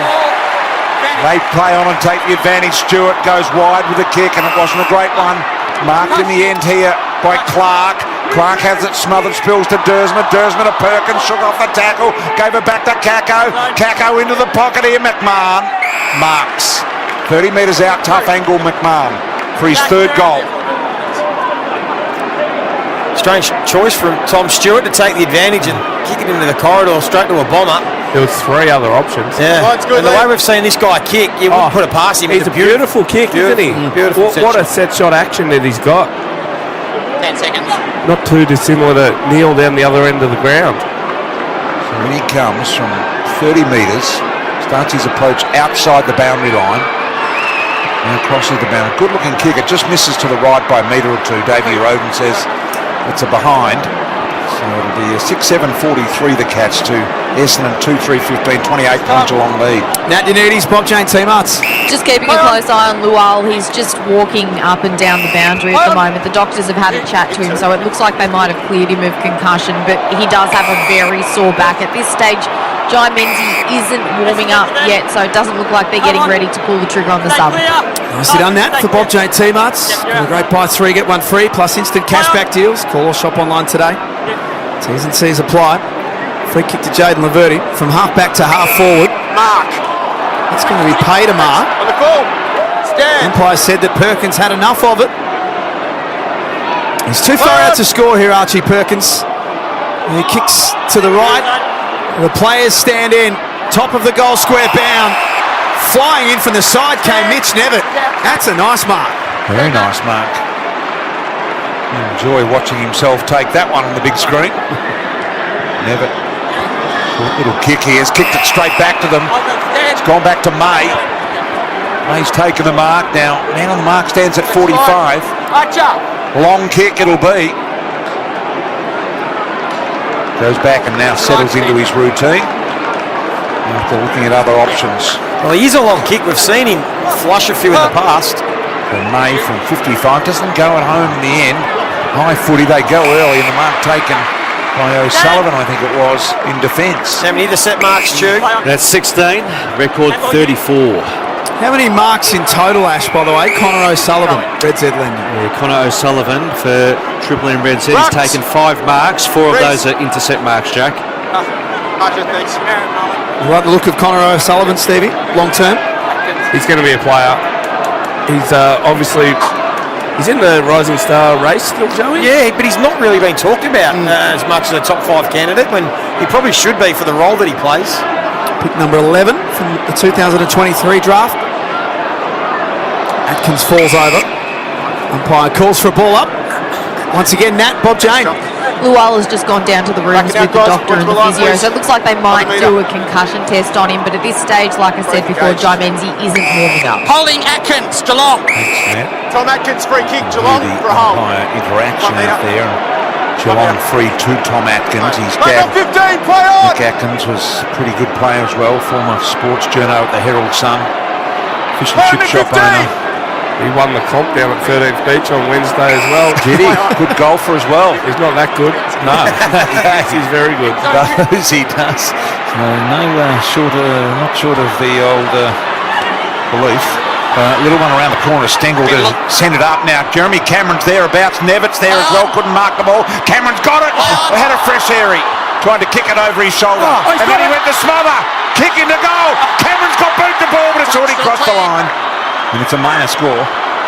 Cameron in everything at the moment. He is an absolute desperado. He is on heat. He is hunting. Absolutely hunting. He's like BT at the Richmond Disco.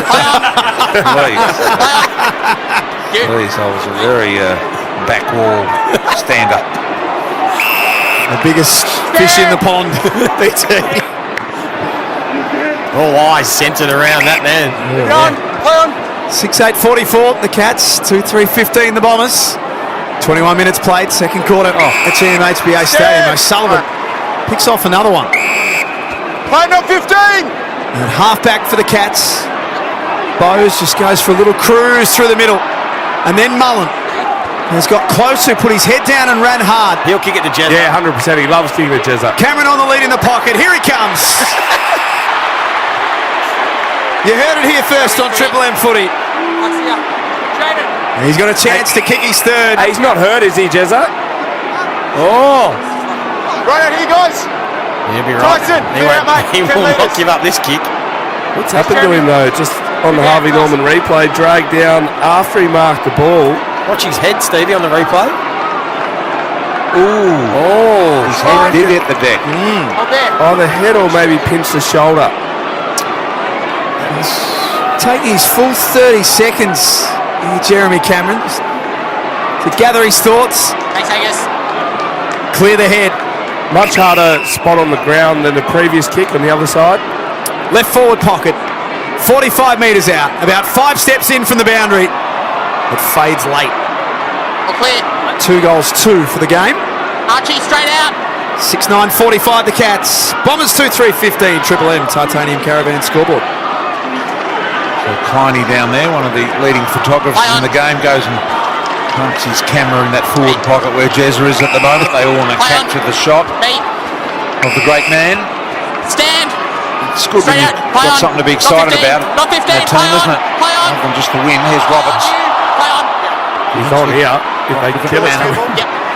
In here to close, and Redmond got in the way off his boot. Was it out of bounds on the floor?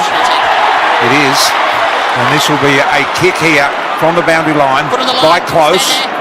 Now Cameron, where is he? He's at the top of the square. Watch him move weight. Yep, he's pointing to his left hip. But this is one that Brad Close should go back and snap across the body. He's only 25 metres out. There it is. Stay behind Andrew. Boundary line. Easy snap around the corner for these guys. Kick on the way. Goal. No problems at all. Close nails it. And the Cats extend the margin here. 2-3-15 to 7-9-51 on the Triple M Titanium Caravan scoreboard. You just wondered whether Brad Close, he is super unselfish. He's the #1 score assist player at Geelong with, I think he's up to about 37 score assists, which is outstanding. You just wondered whether he might pull one late, but every right to go back. Essendon had got organised behind the footy. Go back, as you said, BT, it's a high percentage shot on goal for the modern day player. Get organised, 90 degrees to the goals. Stevie, you're at the forefront of all of this. Was there much convincing of the coaching staff that this is the way to go in the modern era? You just had to make sure that the ones you took, BT, early went through, so it didn't look like you were lairising. Yeah, because that was always the thing. Yeah. It was a symbol of lairising. Now, as you both said, it's become common practice, isn't it, for the modern player? Yep. From McDonald's and Ream Hot Water, Triple M Rocks Footy. The J-curve. Did you patent that? I haven't patented it yet. You should. Dennis Cometti told me years ago I should have done that. 2 minutes 20 before half-time. Geelong well and truly in control now. Good to see Lual back out on the ground. Lays a strong tackle on Mullen. Umpire clears the space and then throws the ball back up at left half forward. Holmes kicks the ball straight up and down in the mine shaft. Umpire says play on. Ricochets off hands. Durham goes without it. In tight confines. Found a way through Durham, eventually to Roberts. He does. Roberts running onto his left boot, pounds the ball forward. It's a one-on-one duel here. Did well Henry, although his man McMahon at the ground level got the handball out here. May, little chipping ball over the top for Guelphy. Stewart gets back and acrobatically takes a nice mark. Plays on. Feathers the ball out wide, and Geelong live to fight another day. Leaders by 36 points. Major ball winners Ash, who's finding it. Red's Ed. Bailey Smith, 16 disposals. Holmes with 15, but Roberts leading ball winner on the ground with 17. There's Bailey Smith with another one. Outer side wing. Cameron and Stanley fly together. Close stayed down. He assessed the situation better than everyone and then tried to be unselfish to Stengel this time. Ewan takes possession. Stengel threw him and he cannoned into Jeremy Cameron. And he gets up a little bit sore, the second gamer. I reckon Jezza got a corky out of that as well. Oh yeah. And a little backheel kick to the head as well. To go with it, blitz arms. So ball up here in the forward pocket for Geelong. Cameron's okay at this stage. He wants to wrap it here. Get a block from Bailey Smith and wrap around on the left. McMahon throws it up. Goldstein there, blitz arms. Cameron delayed his run. Stengel to Smith. Smith around the corner, getting back to mark his Dersman in the last line of defence here for the Bombers. And a 50-metre penalty to go with that, so we'll bring him up to defensive 50. So plenty of time available here for Essendon if they want to go. Clock down to 45 seconds. Dersman kicks to the wing. It's not a good one. Guthrie leads Kako to the footy. Jez is on Goldstein here. In the pocket, they've got Dempsey. Cameron still has that Goldstein matchup.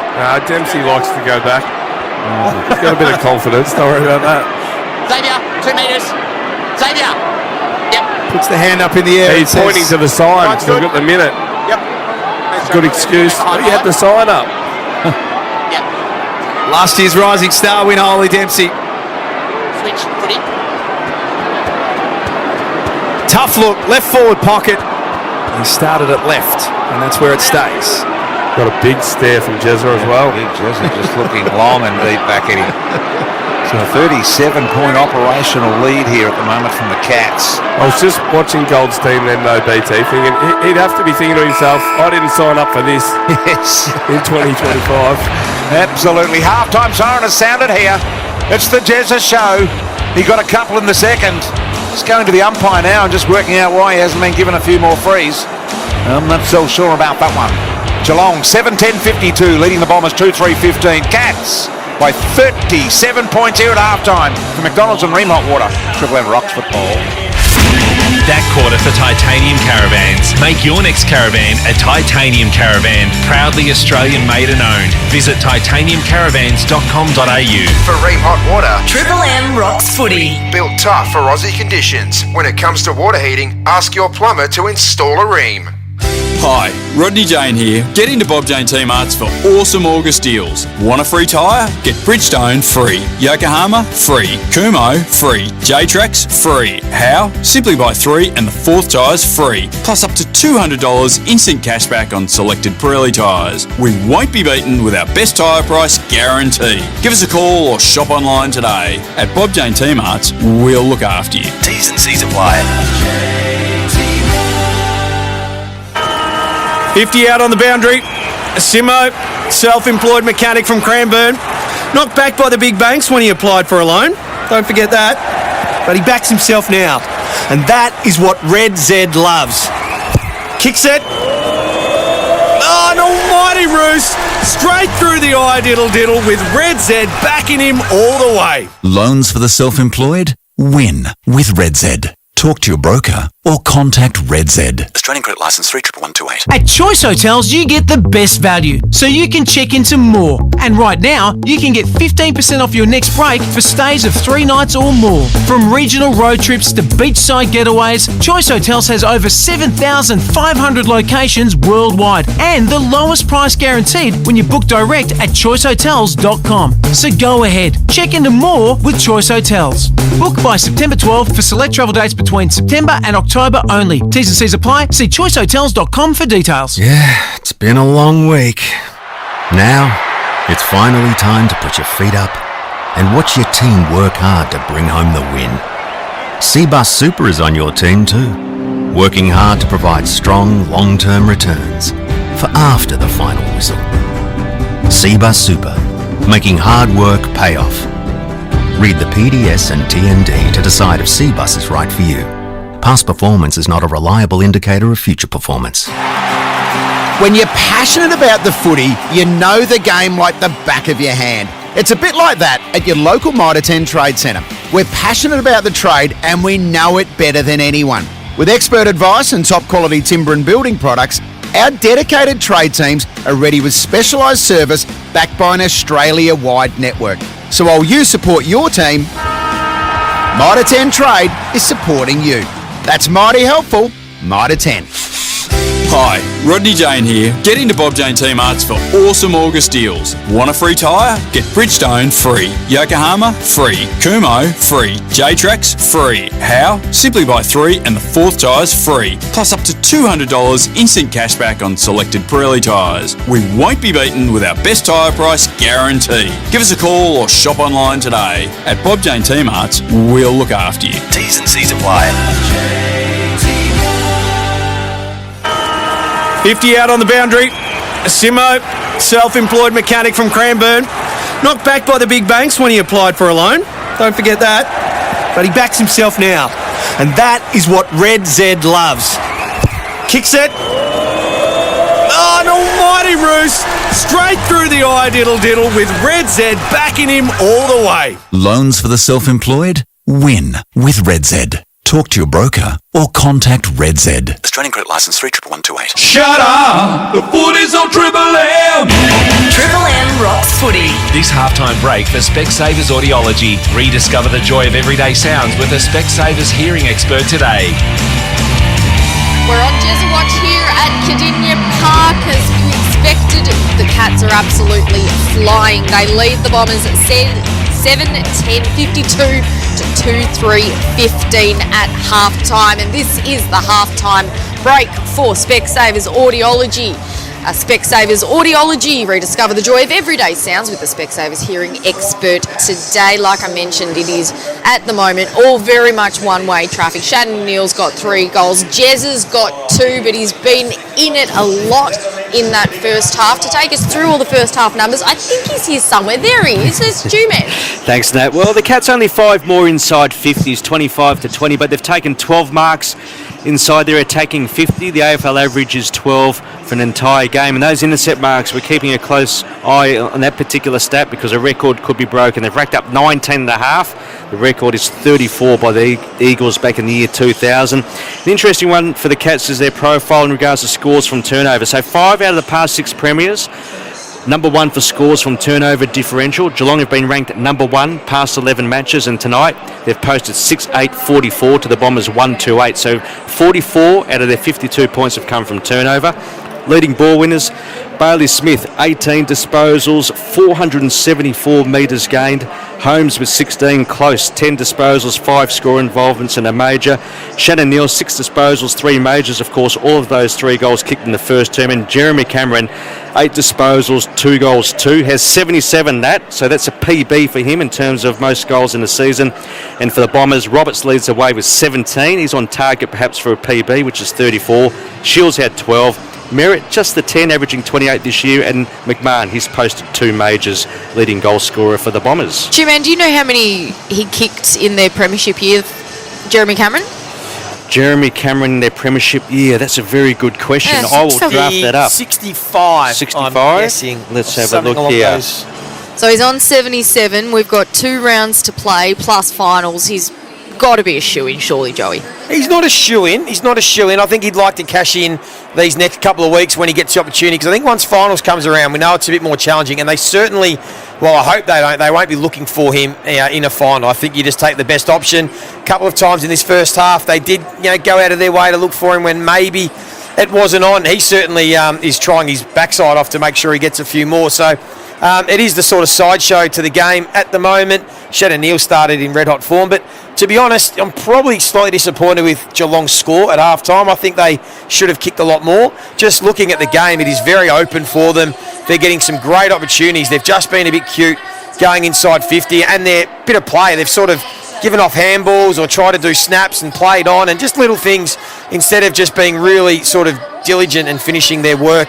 Otherwise, they'd have a lot bigger score. So I'm expecting in this second half it to really open up, a lot like the Port Adelaide game last week, and in the end I think the Geelong forwards will cash in and they'll put a big score on the board. You're spot on, Joey. 65 goals he kicked in the I don't know why that came to my head, but I looked at his list the other day, maybe. Yeah. I looked at Jez's sort of... let's just say we're impressed. We're impressed with what you've come up with there. That's a great memory from you, Joey. Hey, I want to talk to you about Geelong's run home, because look, let's face it, they're 37 points up. We expect that it's going to be a big win for the Cats, but coming up in the next couple of games, they've got the Swans in Sydney, and then they've got Richmond. As a team that, is really pushing for premiership success this year, how do you find that run home? No, I don't find it a problem at all. I know some will say you need a harder run in. I don't necessarily buy into that. I think you want continuity with your playing group, so you want no injuries and you want to just be playing your system. And I think Geelong are getting that. I mean, they've rested Dangerfield and Jack Martin tonight. They don't really have too many injuries. There's not too many players to come back into this team. So I think as long as they stay injury-free, they don't get too cute and stuff around with how they want to play, and they're just diligent with their game style, I think it'll hold them in good stead. So, no, and to be honest, you want to finish as high on the ladder as you can. So there's a big difference between top 2 and top 4. Because, if you finish 3rd or 4th, you might be heading to Brisbane or Adelaide in the preliminary final. Now, if you can finish top 2 and play at the MCG, that's going to be a big difference in a game that's going to be decided by small margins. So I think for them, keep winning, keep building a percentage, keep working on your game style and your brand, which again's been pretty good today. Like you can see, they do it differently. They zone, they don't play on a player defensively necessarily, but that's why they take so many intercept marks. As I said, if they just tidy up their work inside 50, they'll put a big score on, and I've got no issues with it. I think come first final, maybe for the first 15 minutes they might get a little sharpen up with playing against the top team, but I don't think it'll bother them. They're 4 points off the top at the moment and percentage behind the Crows. At this stage, where do they sit in regards to premiership favouritism for you? I've got them in the top 3. I think for me there's a bit of a gap now between Adelaide, Brisbane, Geelong. That's how I see it. I'd be confident saying right now one of those 3 will win the premiership. Of course, I certainly could be wrong, but that's how I sense it at the moment.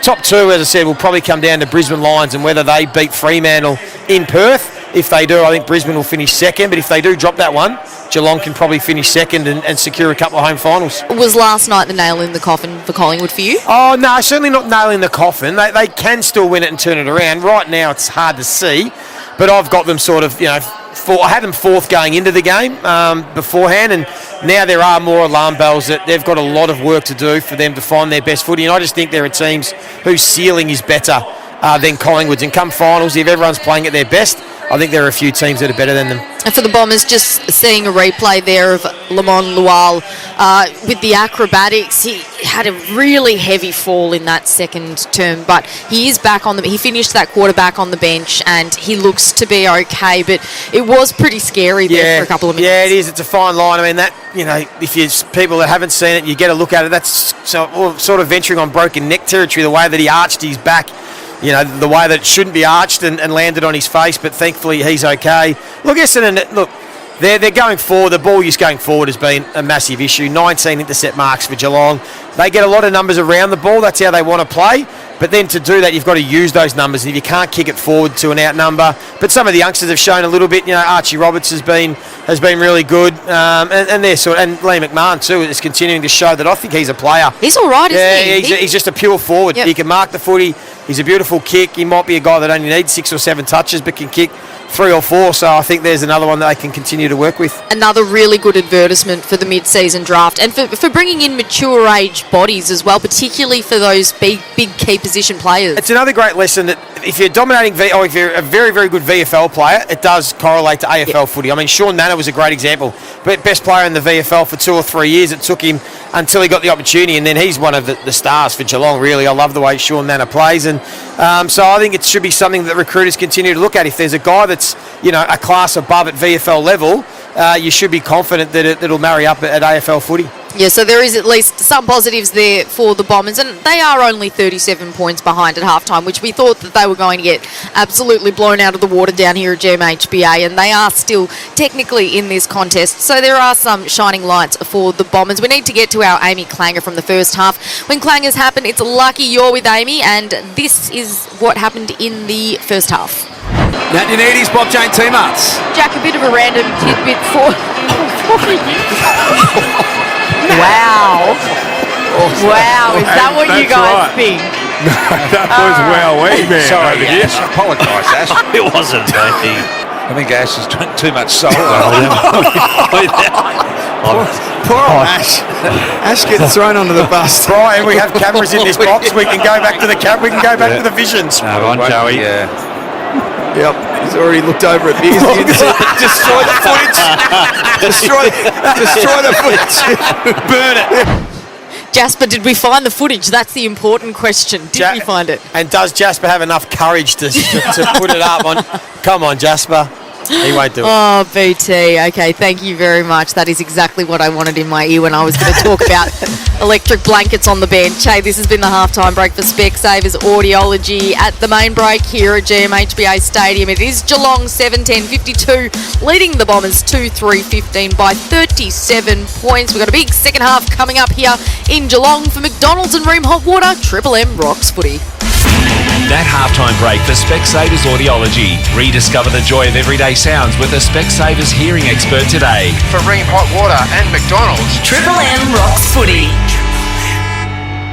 Joey, your hunger is calling and it won't take no for an answer. You know why? Because it wants the new Macca's Big Arch Burger. Yeah, how good's this, Jack? The Big Arch has 2 juicy 100% Aussie beef patties topped with 3 layers of melty cheddar cheese, crispy onions, juicy pickles, and tangy Big Arch sauce, all stacked, of course, on a poppy and sesame seed bun. Nothing more certain than that we're getting one on the way home tonight. It's the big burger for the big game. It's the Big Arch, and it's for big Macca's hunger. At Choice Hotels, you get the best value, so you can check into more. And right now, you can get 15% off your next break for stays of 3 nights or more. From regional road trips to beachside getaways, Choice Hotels has over 7,500 locations worldwide and the lowest price guaranteed when you book direct at choicehotels.com. So go ahead, check into more with Choice Hotels. Book by September 12 for select travel dates between September and October only. T's and C's apply. See choicehotels.com for details. Yeah, it's been a long week. Now, it's finally time to put your feet up and watch your team work hard to bring home the win. Cbus Super is on your team too, working hard to provide strong long-term returns for after the final whistle.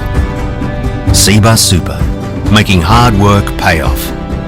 Read the PDS and TND to decide if Cbus is right for you. Past performance is not a reliable indicator of future performance. When you're passionate about the footy, you know the game like the back of your hand. It's a bit like that at your local Mitre 10 Trade Centre. We're passionate about the trade and we know it better than anyone. With expert advice and top quality timber and building products, Our dedicated trade teams are ready with specialised service backed by an Australia-wide network. So while you support your team, Mitre 10 Trade is supporting you. That's mighty helpful, Mitre 10. Hi, Rodney Jane here. Get into Bob Jane Team Arts for awesome August deals. Want a free tyre? Get Bridgestone free. Yokohama free. Kumo free. J-Trax free. How? Simply buy 3 and the 4th tyre's free. Plus up to $200 instant cash back on selected Pirelli tyres. We won't be beaten with our best tyre price guarantee. Give us a call or shop online today. At Bob Jane Team Arts, we'll look after you. T's and C's apply. 50 out on the boundary. Simo, self-employed mechanic from Cranbourne. Knocked back by the big banks when he applied for a loan. Don't forget that. But he backs himself now. And that is what Red Z loves. Kicks it. Oh, an almighty roost. Straight through the eye diddle with Red Z backing him all the way. Loans for the self-employed? Win with Red Z. Talk to your broker or contact Red Z. Australian Credit Licence 311128. At Choice Hotels, you get the best value, so you can check into more. And right now, you can get 15% off your next break for stays of 3 nights or more. From regional road trips to beachside getaways, Choice Hotels has over 7,500 locations worldwide and the lowest price guaranteed when you book direct at choicehotels.com. So go ahead, check into more with Choice Hotels. Book by September 12 for select travel dates between September and October only. T's and C's apply. See choicehotels.com for details. Yeah, it's been a long week. Now, it's finally time to put your feet up and watch your team work hard to bring home the win. Seabus Super is on your team too, working hard to provide strong, long-term returns for after the final whistle. Seabus Super, making hard work pay off. Read the PDS and TMD to decide if Seabus is right for you. Past performance is not a reliable indicator of future performance. Shut up! The footy's on Triple M! Triple M rocks footy. This quarter for Bunnings Trade. No matter where you are, Bunnings Trade is here to help tradies, builders and businesses get the job done. Cats well and truly in control on Friday night footy. They lead by 37 points, 7-10-52 to Essendon 2-3-15. It's the halftime break for Specsavers Audiology. Rediscover the joy of everyday sounds with a Specsavers hearing expert today, Stevie Johnson. We're just having a look at some of the team lists for the Legends game, which is coming up very, very soon. How's the training and the conditioning going? Well, I played 18 holes of golf on Wednesday, so that's part of my build-up. A bit of slow walking around the golf course, and then I'll build into a bit of a jog over the next couple of weeks. I'm just looking next door. I walk past Hodgie in the hallway. He looks like he's actually been doing a bit of training. I hope he's been doing a bit of kicking, because they're going to need to find me somehow. Is there anyone you think who's going to surprise us? You know, when they roll out on the night, they rip the warm-up top off and you go, oh, hang on a second, someone's taking this thing seriously? Well, Boomer Harvey, he wouldn't be able to help himself, would he?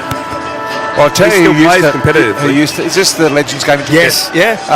The guy that used to take it really seriously, didn't quite get it, was Richie Vandenberg. Yes. He just wanted to bowl people over. It was embarrassing. Well, Kate McCarthy would want to look out if there's someone serious in the All-Star lineup and she starts to think, I might just mosey down the wing here and take a couple of bounces. They're going to have to catch her. They're going to have to catch her, though. That's the thing. She is quick. By the way, Mrs. T was listening. I don't think she's ever listened in her life. I gave her a bit of a roasting for, the small amount of work she had to do, including one pair of jeans and 2 pairs of jocks. She said, "Yes, I'm listening. Who do you think is your PA chief chauffeur when unforeseen circumstances arise? Accountant, cleaner, lumberjack, babysitting, jack of all trades. That's me." What was your response, Brian? And my response was no response. So we love the Dale. Triple M Bunnings Trade scoreboard, no matter where you are. Bunnings Trade is here to help tradies, builders and businesses, whether it's sourcing supplies, quoting on jobs or arranging delivery direct to site. She has got a good job though.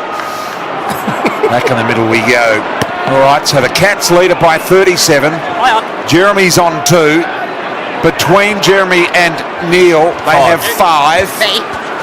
So they need 11. Here we go. Knocked down to Bowes, couldn't control the footy, had to go back and hunt it. Dylan Shield was there with him. And we will have a ball up at half forward here for the Cats, a kick to the Barwon River end. Reese, Todd, coming back this way. Jezza should have kicked 4 or 5 in that first half. Yep. And how many misses did he have, Ash? 2, was it? 3? Yeah, 2 and a poster as well. Fine. Yep. Okay. Does that count as a miss? Thanks, Todd. Reese, Todd. What's that? 2 and a poster. Right, well, 2 behinds, and one of them out of the 2 behinds was a poster. Get down to Nat very shortly. A bit of movement on the Geelong bench. Homespun 360. Still got a handball away in the meantime. Bowes flicks it up to Dempsey. Thought about giving a handball. Was slung as he kicked, and it went 25 metres the wrong way.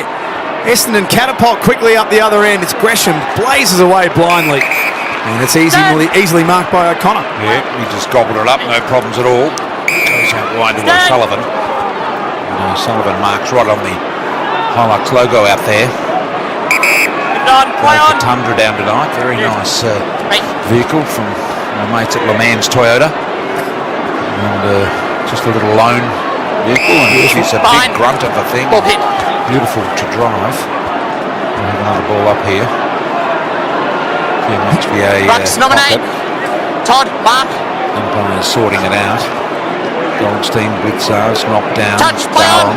Play on. Pulled off the ball while trying to kick it. Goldstein dragged to the ground. And O'Connor immediately trying to. He would have out-muscled Joey in his BT50. No, it's very nice. The Mazda BT50, Caroline Springs. Let's get a car that takes up all of the lane.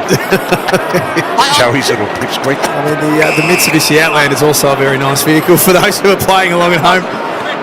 Mark, Todd, keep the path clear. Any Porsche dealerships out there? I am available. 37 points is the Cats lead.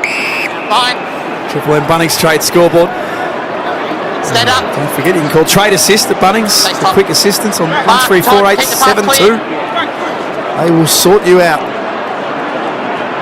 Bailey Smith with another possession. He's too far out to score. Handball's back to Holmes. 55 metres out. Searching ball to a dangerous area. Humphries came in from the side and almost took the mark. Now Shield in the back pocket. Had nowhere to go, so finds O'Connor. O'Connor marks 55 out. Leads are plenty here.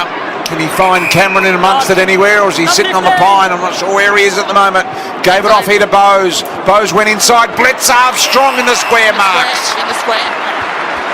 In the square, says the umpire, which means he'll be straight on. Mark it anywhere in the square, and your angle is from directly in front. So Mark Blitzarve will kick the first goal here of the third quarter. And it's a sneaky, good-sized crowd as well. Blitzarve kicks the goal. Number 8, 8-10-58 the cap to the Bombers 2-3-15 on the Triple M Bunnings Trade scoreboard. Well, in the end it worked out okay, but Mark O'Connor missed about 4 different options before he went to Jack Bowes. He had them queuing up inboard and inside 50. Bowes got it there, and good for Blitzarves. I mean, he's played forward the last 6 weeks. I'd like to get your thoughts, Stevie, on what you think of Blitzarves forward, because he's been good, but he's got real concerns with his goal kicking, so it was nice to be able to get one in the goal square. But do you like him forward come finals time? I think he can really stretch the opposition if you put Blitzarves in a dangerous position 25-30 metres out from goal.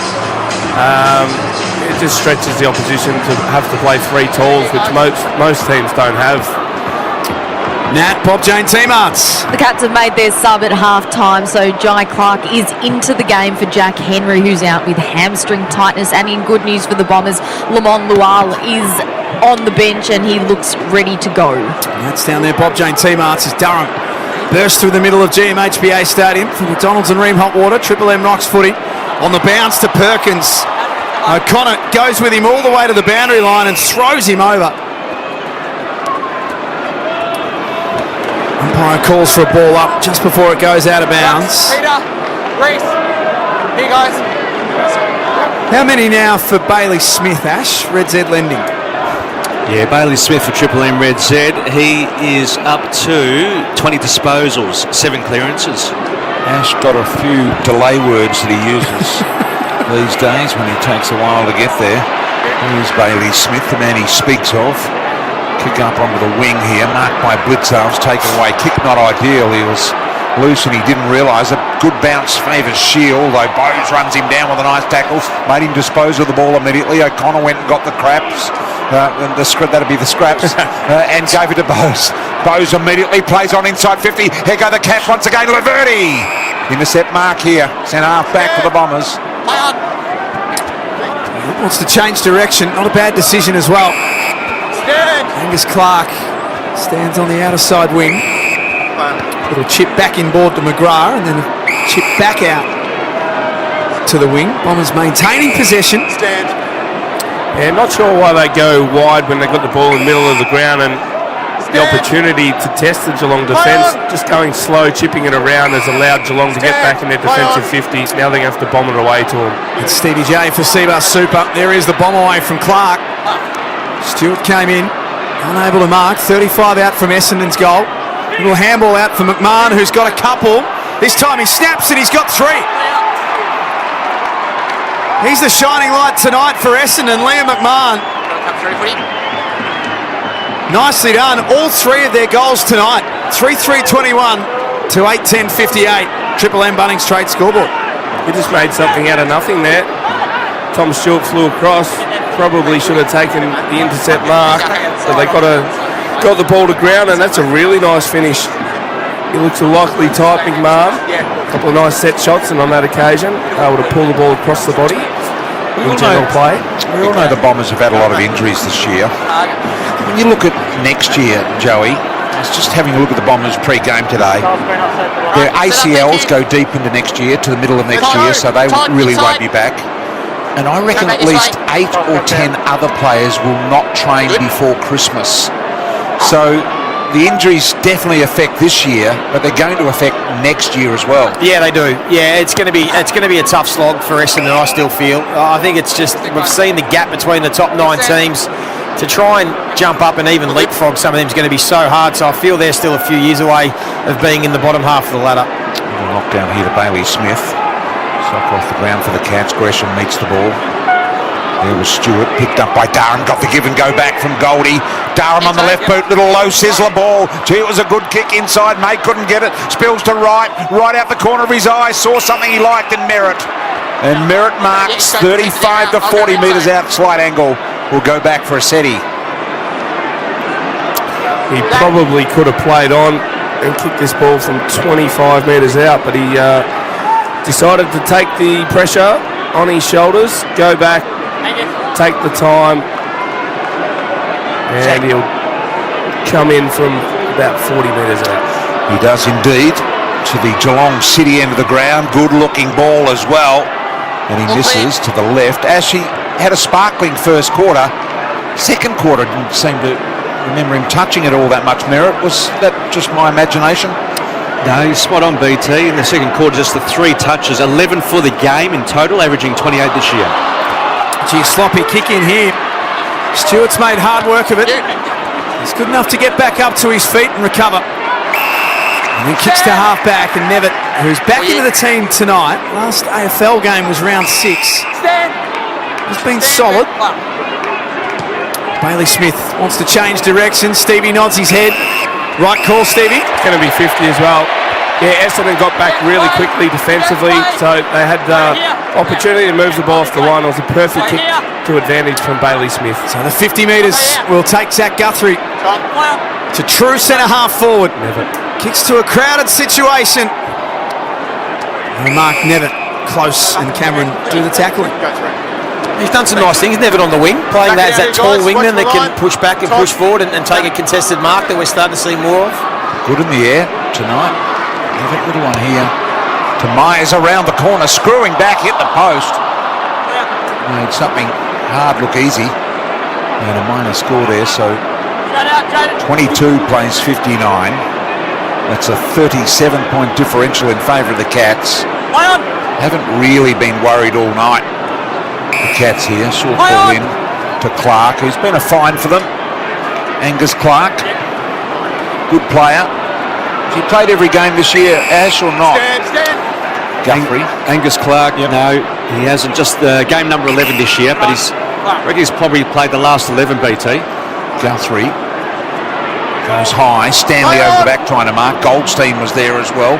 just wobbled the ball out, fumbled out, comes back to Clark, and he was tackled by Bailey Smith very carefully, I might add. Mrs. Neal would be getting thirsty, I reckon, BT. Yes. Clear right out. Three quick ones. Got a taste for it. Free kick to Bailey Smith. Wheels around from 50. Nevitz. A free kick. Cameron couldn't take the ball. She might have to have a Zambuca or a double scotch or something whilst he's waiting. Just a tweener. Yeah. An in-betweener. He's up, Todd, Mark. 8:11:59 Geelong. Essendon 3-4-22. The Bombers have lost 9 games in a row. And they're a long way down in this one. Their last win against the Tigers. Wow. Here's Cameron, forward pocket. That was round 11 off the top of my head. Merritt, bouncing ball out of defence again. Cats have got the wall set up. De Koning. Just as he went to kick it, allowed Gresham to take the mark from the ill-directed kick. Played Gresham waves all consideration off and says, no, I've got this under control. Well, now what are you going to do, Jade? So he goes backwards.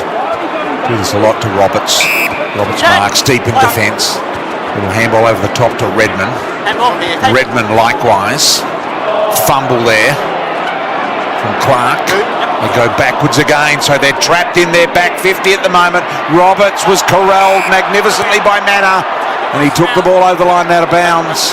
And Geelong have got him right where they want him at the moment. Rucked. Mark. Todd.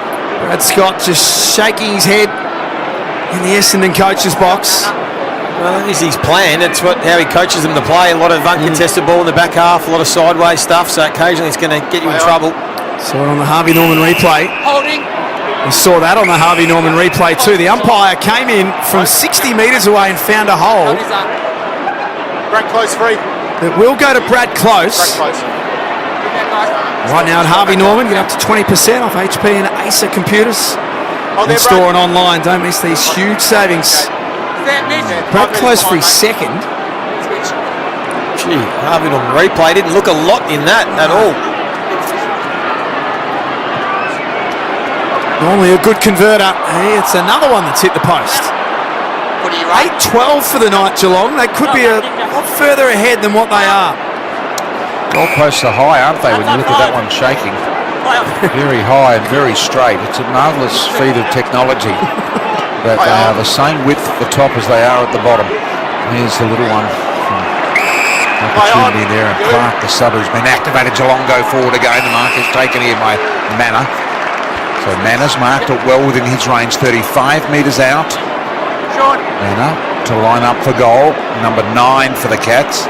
Hasn't exactly been a goal-kicking frenzy here tonight. No, we were hoping for a bit more than this, weren't we? Yep. Bailey Smith's kicked the ball though well inside 50. He's been a bit hit and miss at times this year with his disposal, but he's used it well tonight. Kicking efficiency just 58% tonight. We're watching. Bailey. Manor comes in. Is that right or not? Kick goes straight through the middle. Beautiful ball. The ones that go inside 50 have been good. And so the score 9-12-66 to the Bombers 3-4-22 on the Triple M Bunnings Trade scoreboard. He has had a few goal assists, Ash. Yeah, Dash. I would say 3. Triple M Red Z, you're spot on. 3 goal assists. Yeah, that's pretty good. That's better than the 58%.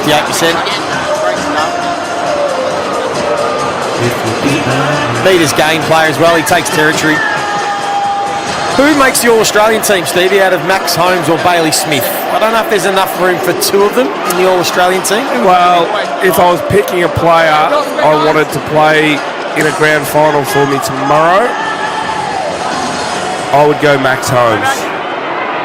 I think Bailey Smith started the season really on fire, and he's been good in recent weeks, but I think for damage, I'd go with Holmes. What about you, Joey? Yeah, I think Max Holmes will probably win the best and fairest, so I think he's had the better, more consistent season. That'll make it 2 in a row for Max Holmes, the best and fairest winner. He's a star. Durham from outside range, low spearing ball, beats McMahon, and then Sullivan leads his man to the footy. Handball from Nevitt in the air was clever, and then Humphries kicks hurriedly. Switch. Well, too hurriedly perhaps. It's out of bounds on the full. Outside. Play on. The kick goes the way here of Roberts. Got it off the instep. Wasn't a great ball. Lual nearly knocked him over. Holmes tidied up. Me too. Moved the handball off to Nevitt. Got rid of it after an attempted smother, and the marker's not paid. It's out of bounds on the full. Be a free kick going the way of Roberts. Stand. So Roberts just forward of the wing here. He's on with a long ball inside 50. High ball up when O'Sullivan right timed it better than any and took a nice mark. 40 out, 45-degree angle. Bucks here, Connor. Peter right. Right in his range here for the 2-metre man. He has been a bloody good shot at goal. Yep. That's what he can do well, Joey. Stand. Yep. Good kick of the footy. You back him in here or what? No. No. Nah. Tough kick. Nothing like the positivity. Here comes old 2-metre. And he sticks it out to the right. And a minor score. So 23 plays 66. The Triple M scoreboard, 43 points, Geelong lead on the Bunnings Trade scoreboard. Interesting sort of system that we've got going on with Ash passing notes down to Stevie and Joey tonight. It's like these little on our head. These little grenades that come over the top. He's reliving his... Where'd you go to school, Chew, man? Glen Waverley, secondary college. You're reliving your Glen Waverley high school days, throwing the papers at us from the back of our heads. Little paper balls just come everywhere. You can just see them out of the corner of your eyes. Little spitballs. Geelong from fullback. End zone, hat pass. They're just slow to a walk here. Myers can choose whatever he likes, which is a banana from the pocket. And another behind for Geelong. Right out, mate. Blue dot. Jeremy Cameron still with 2. Shannon Neal still with 3.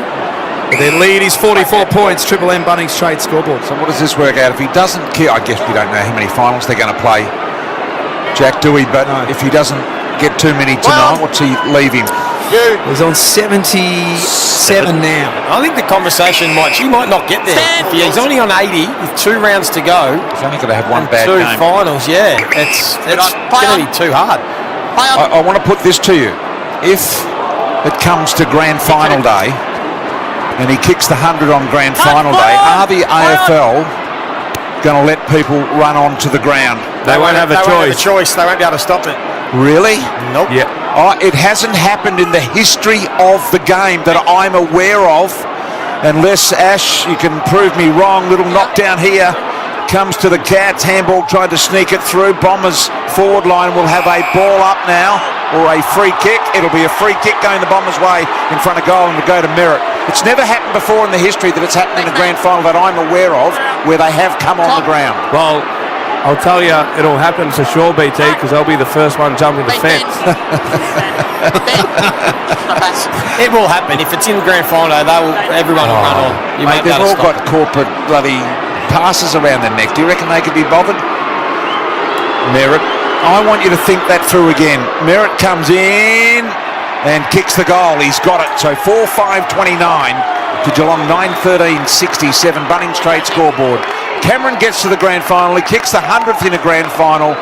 Will they be able to stop people coming onto the ground? My thing is, I think the AFL have a campaign that week asking people not to do it. I think they asked everyone not to do it for Buddy Franklin's 1,000th. And I was there for that. I think they asked. Remember they said... No, they didn't. Yeah, I think they did. But they did it with a little wink. Well, I reckon they said that, and then they asked Gill, and he's sort of like, well, we can't really... We don't want them to. We can't do anything about it. I reckon they will have... How are they going to stop it, BT? I reckon they'll have 500 security every 2 metres on the boundary. Yep. Right. It'll take 5 of them to bring me down. So that's the gap we should all run for. Yeah. Just get in behind me. Go wherever Stevie goes. It would be an amazing thing to happen on what is already an amazing day. Tommy Alavato, great Geelong man, says the AFL will have security up their arse on grand final. Still won't be enough. From McDonald's, the Macca's Big Arts has now arrived at Macca's. Triple M rocks footy. Cats lead by 38 points. Not 15, you heard the umpire. There's Merritt, the last goal kicker, darts around from centre half-back. The only way they get stopped is if they have right police with like pepper spray or something. They're at the soccer. Lual. Short pass. Knocked away. Hobbs regathers, recollects his thoughts, and then turns back around. Nice ball inside. Seems to be a big thing to allow people on the ground to stop momentum in a grand final. You wouldn't want to stop Tommy Alvarado with any force. There could be some ramifications, BC. That's right.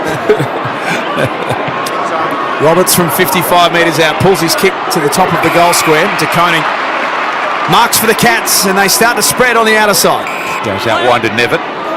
Nevitt waiting for Humphries to position himself well, and he does. Little left footer back inside, which is, I think, his preferred foot. Holmes. Game's going nowhere at the moment. It's just going basically up and down. Dempsey on the Holmes. No looker with the handball. Got it to Humphries. Humphries was tied up then by Blackiston, who plays with a bun. Credit to the Bombers, Peter. They've been better this quarter. They're competing hard. They've tackled well. They've made it difficult for Geelong to really kick a score, so you should give them a little bit of credit. Joey Montagna for Seabus Super. Just for the Bombers fans listening. 2 goals apiece in the third quarter. Yeah. Archie May, right half forward. Nice pass. Beautiful. Found some space and found a wide open Matt Guelphy. It's 45 metres out, 45-degree angle. Essendon's inside 50s and Mark's inside 50 this quarter. True. Inside 50s, Bombers 8 to the Cats 11, and the Marks inside 50, Joey, they've taken 4 to Geelong, only the 2. The difference is they would have spoken about it.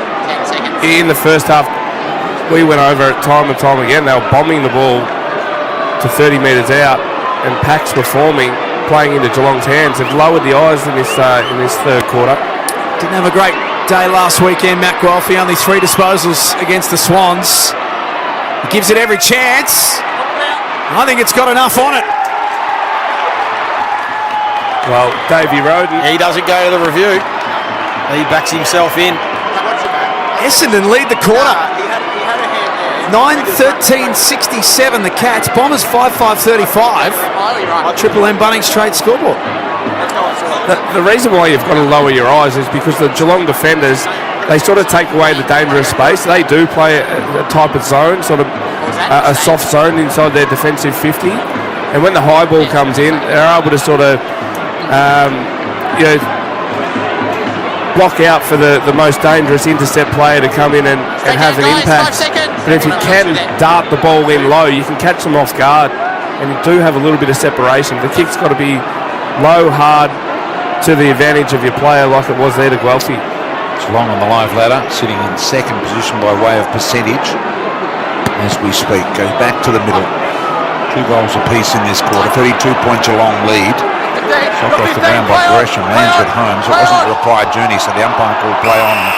Gresham gets him in the tackle. He said he had prior, and Gresham wins the free. Probably should have given the handball off. Goes himself inside 50. Here they come once again. Getting back. Oh, big attempt by Clark. The sub over the top. It goes, and another one for the Bombers. Got 4. That's the big fella again, BT. Yep. McMahon has got 4. And Chris Scott not looking all that happy. Kicked 3 of the last 4 goals here, the Bombers. 26-point margin. Well, it was there. The free kick was there. He had prior opportunity. He tried to claim the mark. Holmes in the middle of the ground.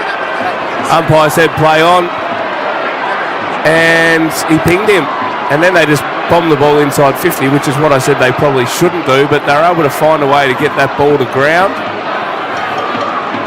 And now that's 4 goals that he's kicked. 2 from set shots early on down the other end of the ground. And his last 2 kicks at goal have been snapshots from general play. Liam McMahon is going to be a player. Really great story of persistence. Liam McMahon spent a year on Collingwood's list and then was delisted, went to Carlton in the VFL and then Essendon in the VFL, picked up in the mid-season, still only 23. He looks ready to go. They've had 7 of the last 8 inside 50s as well. The Bombers, here they come. For McDonald's and Ream Hot Water, Triple M rocks footy. Goldstein by hand to Kako. At centre half forward, picked the ball back up. McMahon worked under it that time by De Koning. Fair and legal, says the umpire. It's 4 goals to 2 in the quarter, and Chris Scott, as Joey said on the Harvey Norman replay, not liking what he's seeing from his men in this term. A little short ball here, gobbled up by McGrath again. McGrath goes inside 50. Kick wasn't fantastic. Stewart takes a nice mark. in the last line of defence here for the Cats. So the Cats just go in slow motion here. Yeah, Joey said at the start of the game, in the very first minute, that he thought Geelong could have a record amount of intercepts ever. Is that still on track too, man? It is. They're up to 25. The record is 34. It was a big call, Montagna. The umpire calls for a throw-in. Cats next week have got the Sydney Swans, the Sunday game at the SCG, and they're going to finish with Richmond in round 24. The Bombers next Friday night against St Kilda on a Friday night. That's a big one. That's a huge one. Can't wait for that one. And then just to butter it up, they get a Thursday night game in the last round of the year, Essendon. Against Carlton. Yep. Wow. And just that could be the. No, I shouldn't say. Control-Alt-Delete this fixture and come back and do it again next year. Could be the most least interesting Essendon Carlton clash ever. Clark at right half forward for the Bombers, who trail by 26 points. They've lifted in this third quarter. Merritt from a standing start. Dersma, second bite of the cherry, marks. All of a sudden, things have got a little bit interesting here. Well, Bombers have dominated the last 10 or 15 minutes, to be honest, and Geelong were just, we just said they were stuffing around with it a little bit too much in their forward half. They were a bit cute. They were, just not taking necessarily the best options, and it's come back to bite them a little bit here. Now they've got to do a lot of defending, and they can get within 20 points, Essendon, and maybe just give them just the tiniest bit of hope. Is it worth the bow and arrow? Oh, 100%. Watch the bow and arrow come out here. 8 goals for the season, Xavier Dersma. He's kicked that off his shin. There's no bow and arrow there. McMahon's kick smothered. Gresham front and centre. Another goal to Essendon. 20 points the difference. They've kicked their 5th of the third term. And there is a real groan from Cats fans around GMHBA Stadium. Triple M Bunnings Trade scoreboard. Well, they are all over them. We'll have to get Tudor just to give us some of the numbers in the last 10 or 15 minutes, but dominating.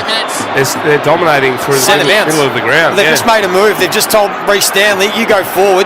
You're not getting the job done in the centre bounce. Mark Blitzarves has gone in there. What do you got, Ash? Yeah, so they've had the last 8 inside 50s. Cats haven't been inside 50 for 11 minutes. They're also on top in the contested ball as well as the uncontested possessions. They're at plus 15 and efficient. 13 entries for 5 goals, 2 in this quarter. Bob Jane team march, Nat. Very, very flat crowd down here at ground level, as you can imagine. I'm sitting next to 2 Essendon fans, and they're the only ones that are supporting anybody at the moment. 4 in a row, 5 of the last 6 goals here. The Bombers trail by 20 points. Kicking towards the city end, free kick. Which way will this go? Geelong, I would think. Goldie's ball. Goldie gets it. Oh, that should be 50. And he's gone well over the mark, and the umpire's asked him to come back a couple. Why do you get sometimes asked and sometimes you get pinged? Wow, that is unbelievable. The kick there to Gresham was punched away. Gresham got onto it, though. Gave it to Merritt. Merritt precise with the ball. We know that. Out very, very wide. Couldn't mark it, McMahon. Play on, calls the umpire. It's got a little more willing now, and we'll have a ball up here. 52 metres out from the Bombers' goal. Swarming in numbers, Essendon both to win the contested ball and tackle pressure. Knocked forward by Wright. Blitzarves, as the boys said, into the ruck to try and change things. Kick only as far as Merritt, who loads up from left half forward into the pocket. De Koning had it knocked out of his arms illegally. They've also sent one extra up around the stoppages, Geelong. So they can't do anything about the centre bounces, but around the grounds, Manor will go up inside the contest just to try and win some territory. 2 minutes before three-quarter time. Cats by 20 points. Triple M Bunnings Trade scoreboard. Humphries goes out wide with a clean kick. Finds the target. Back inside to Myers with another short kick. Myers with a long handball to Bowes. Bowes over the logo on the wing on the outer side here at the Cats. Got it to Bailey Smith. Wasn't the perfect handball. Bailey Smith very flat-footed when giving that ball off. Spills to Blitzarves. Blitzarves back to Bowes. Gave it in here to Myers. Myers on his right boot. Trying to invent something. Got it. Myers something from nothing. Gets their 3rd goal of the quarter. Gets it back out to 26-point margin on the Triple M Bunnings Trade scoreboard. Just a little settler there for Geelong. They needed it. all the momentum going with the Bombers. Able to get that free kick on their half-back flank, and then the transition was, the hard running by Bailey Smith to stretch the ground. His gut run was unbelievable. He just burned off Jade Gresham, who doesn't have a tank to go with him, and that helped set up the overlap in the goal for Geelong. So, as Stevie said, they needed that one. Straight down. Needed to get their hands on the footy. They'll still have no problem scoring Geelong, but they just have to win the ball. The Bombers had kicked 4 in a row. This slows them down a little bit. Graham Myers with his 11th goal of the season. Friday night footy at GMHBA Stadium for McDonald's and Ream Hot Water, Triple M Rocks footy. The bounce goes to the edge of the circle. Umpire lets it go. There's Myers in the middle. Got a handball from Clark, got it back, and then flicks another handball out into the path of the running Bailey Smith. Standing next to the centre circle, close, kept his eyes on it, couldn't mark. Stengel stays down, 45 metres out, back by Hander Holmes, who put his head down. That's good umpiring. Jaden Ewan tackled low and gets rewarded. He tried to slide under the tackle and come out the other end. Outside 5. And he pays the penalty, as you rightly point out. 26-point lead to Geelong here. High mark over the top by O'Sullivan. Big ride on the back of May. He'll like that up on the photo wall. So O'Sullivan from just backward of the wing. High ball in the Cameron direction. One arm was held, not paid. Ball comes to ground. Roberts and Stengel go at it. Stengel goes to ground. Roberts goes to ground. Stengel keeps his feet. Little handball comes out to close. On to Manor. Manor right foot heading towards goal. Got it. 2 in a couple of minutes here from the Cats. He's got his second Manor.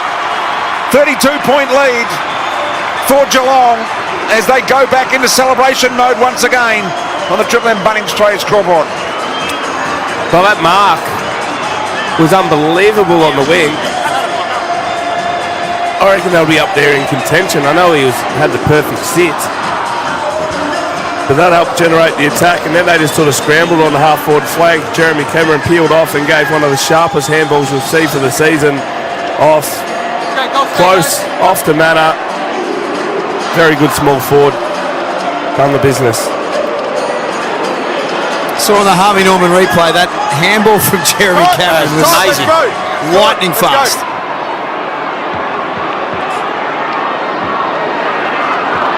Even in slow-mo.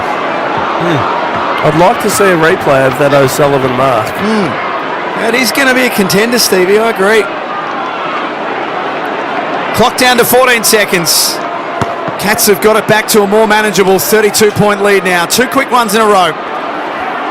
One last chance for the Bombers. Durham from the middle of GMHBA. Ball got to the back. O'Sullivan dispossessed. May turned back into trouble. Clock down to 4 seconds. 3, 2, 1. 32 points is Geelong's lead at three-quarter time, but a good showing by the Bombers in quarter number 3. They win the term 5 goals to 4. And for McDonald's and Ream Hot Water, Triple M Rocks footy. That quarter for Bunnings Trade. No matter where you are, Bunnings Trade is here to help tradies, builders and businesses get the job done. For McDonald's, Triple M Rocks footy. the Big Arch Burger has now arrived at Macca's. When you're passionate about the footy, you know the game like the back of your hand. It's a bit like that at your local Mitre 10 Trade Centre. We're passionate about the trade and we know it better than anyone. With expert advice and top quality timber and building products, our dedicated trade teams are ready with specialised service backed by an Australia-wide network. So while you support your team, Mitre 10 Trade is supporting you. That's mighty helpful, Mitre 10. Hi, Rodney Jane here. Get into Bob Jane T-Marts for awesome August deals. Want a free tyre? Get Bridgestone free. Yokohama free. Kumo free. J-Trax free. How? Simply buy 3 and the 4th tyre's free. Plus up to $200 instant cashback on selected Pirelli tyres. We won't be beaten with our best tyre price guarantee. Give us a call or shop online today. At Bob Jane T-Marts, we'll look after you. T's and C's apply. 50 out on the boundary. Simo, self-employed mechanic from Cranbourne. Knocked back by the big banks when he applied for a loan. Don't forget that. But he backs himself now. And that is what Red Z loves. Kick set. Oh, an almighty roost. Straight through the eye diddle with Red Z backing him all the way. Loans for the self-employed? Win with Red Z. Talk to your broker or contact Red Z. Australian Credit Licence 311128. At Choice Hotels, you get the best value, so you can check into more. And right now, you can get 15% off your next break for stays of 3 nights or more. From regional road trips to beachside getaways, Choice Hotels has over 7,500 locations worldwide and the lowest price guaranteed when you book direct at choicehotels.com. So go ahead, check into more with Choice Hotels. Book by September 12 for select travel dates between September and October only. T's and C's apply. See choicehotels.com for details. Yeah, it's been a long week. Now, it's finally time to put your feet up and watch your team work hard to bring home the win. Seabus Super is on your team too, working hard to provide strong long-term returns for after the final whistle.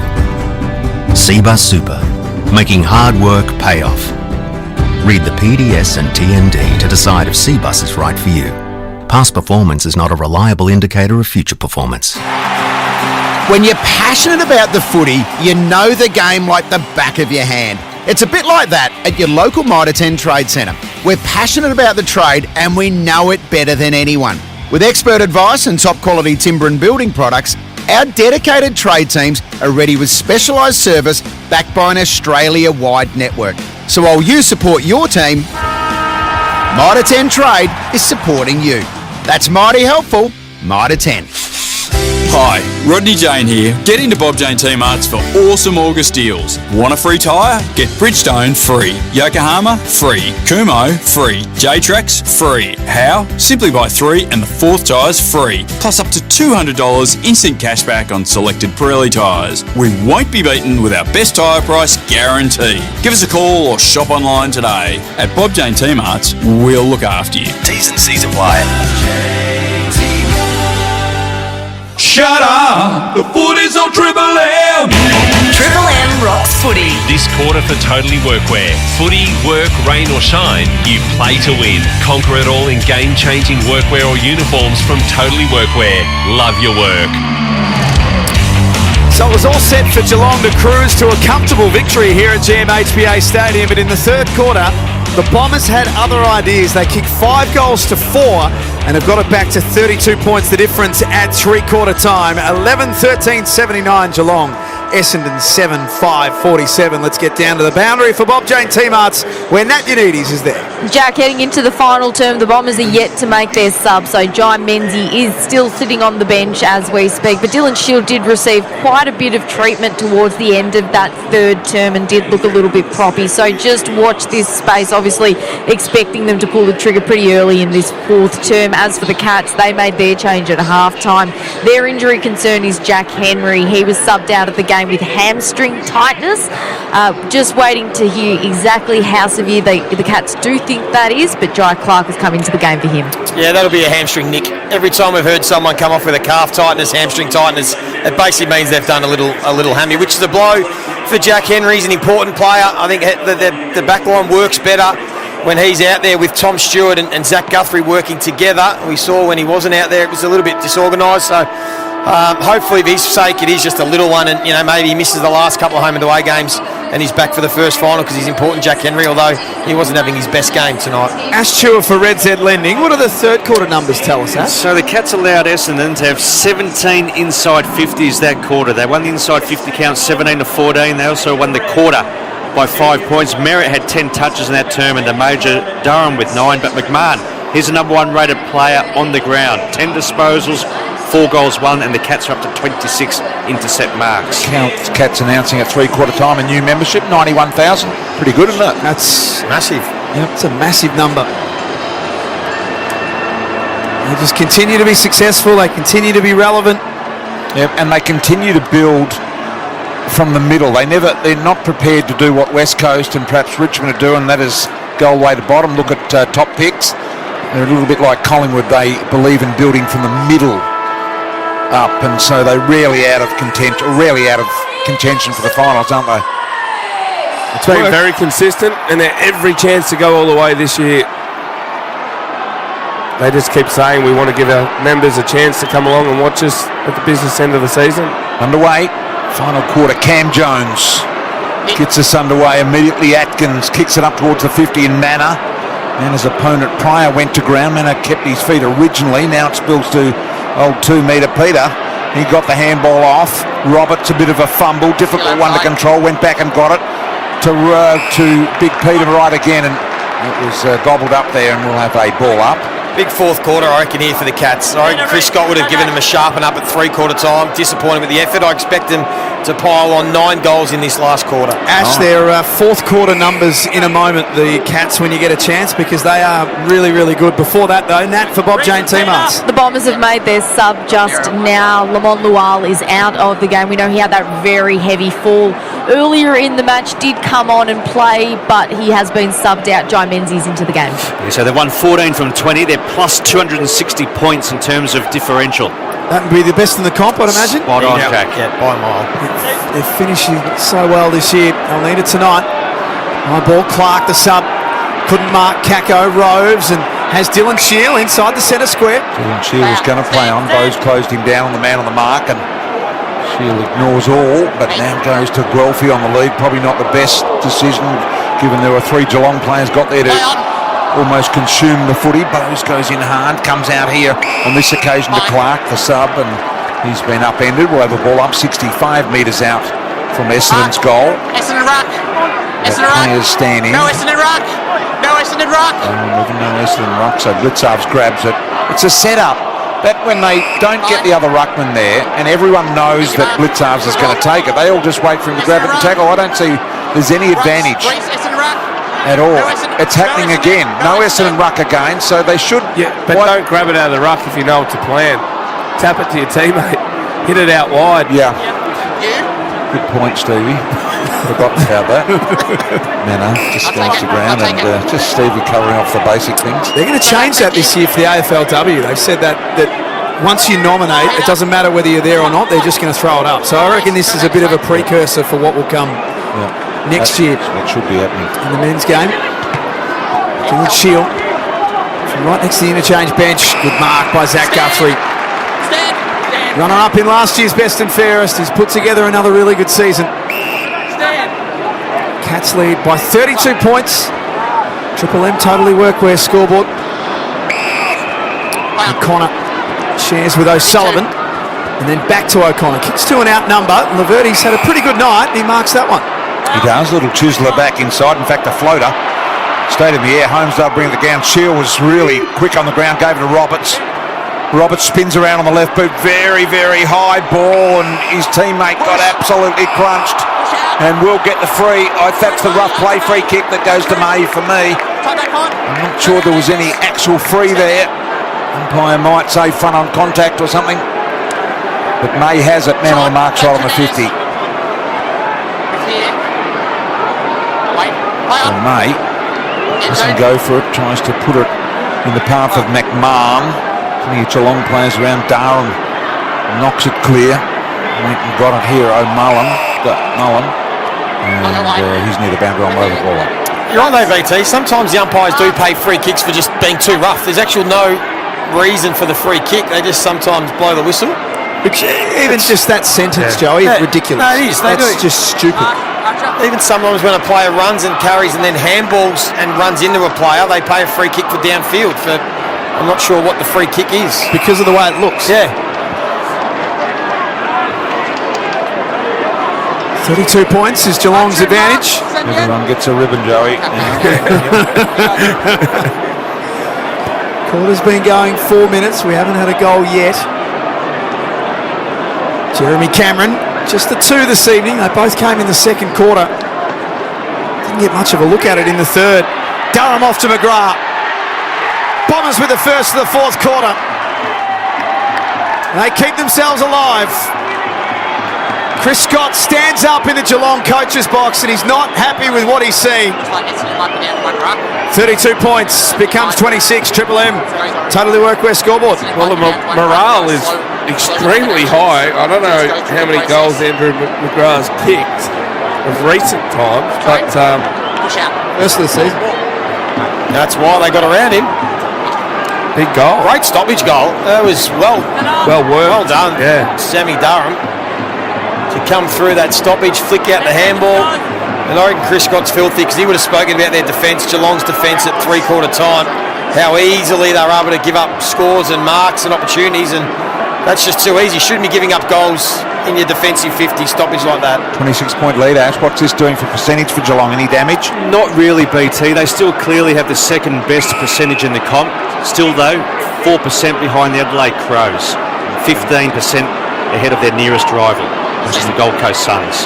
Another ball up in the middle. Have a look at how close to the ball Wright is in comparison to Stanley. Stanley, a double-handed knockdown to Atkins.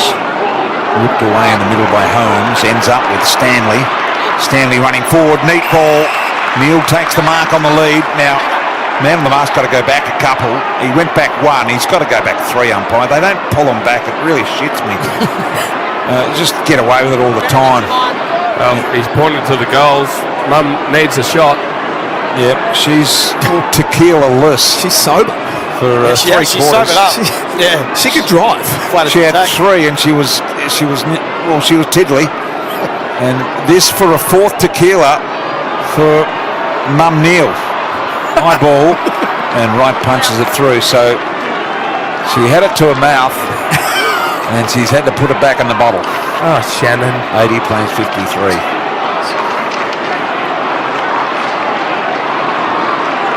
Mason Redmond stands at fullback.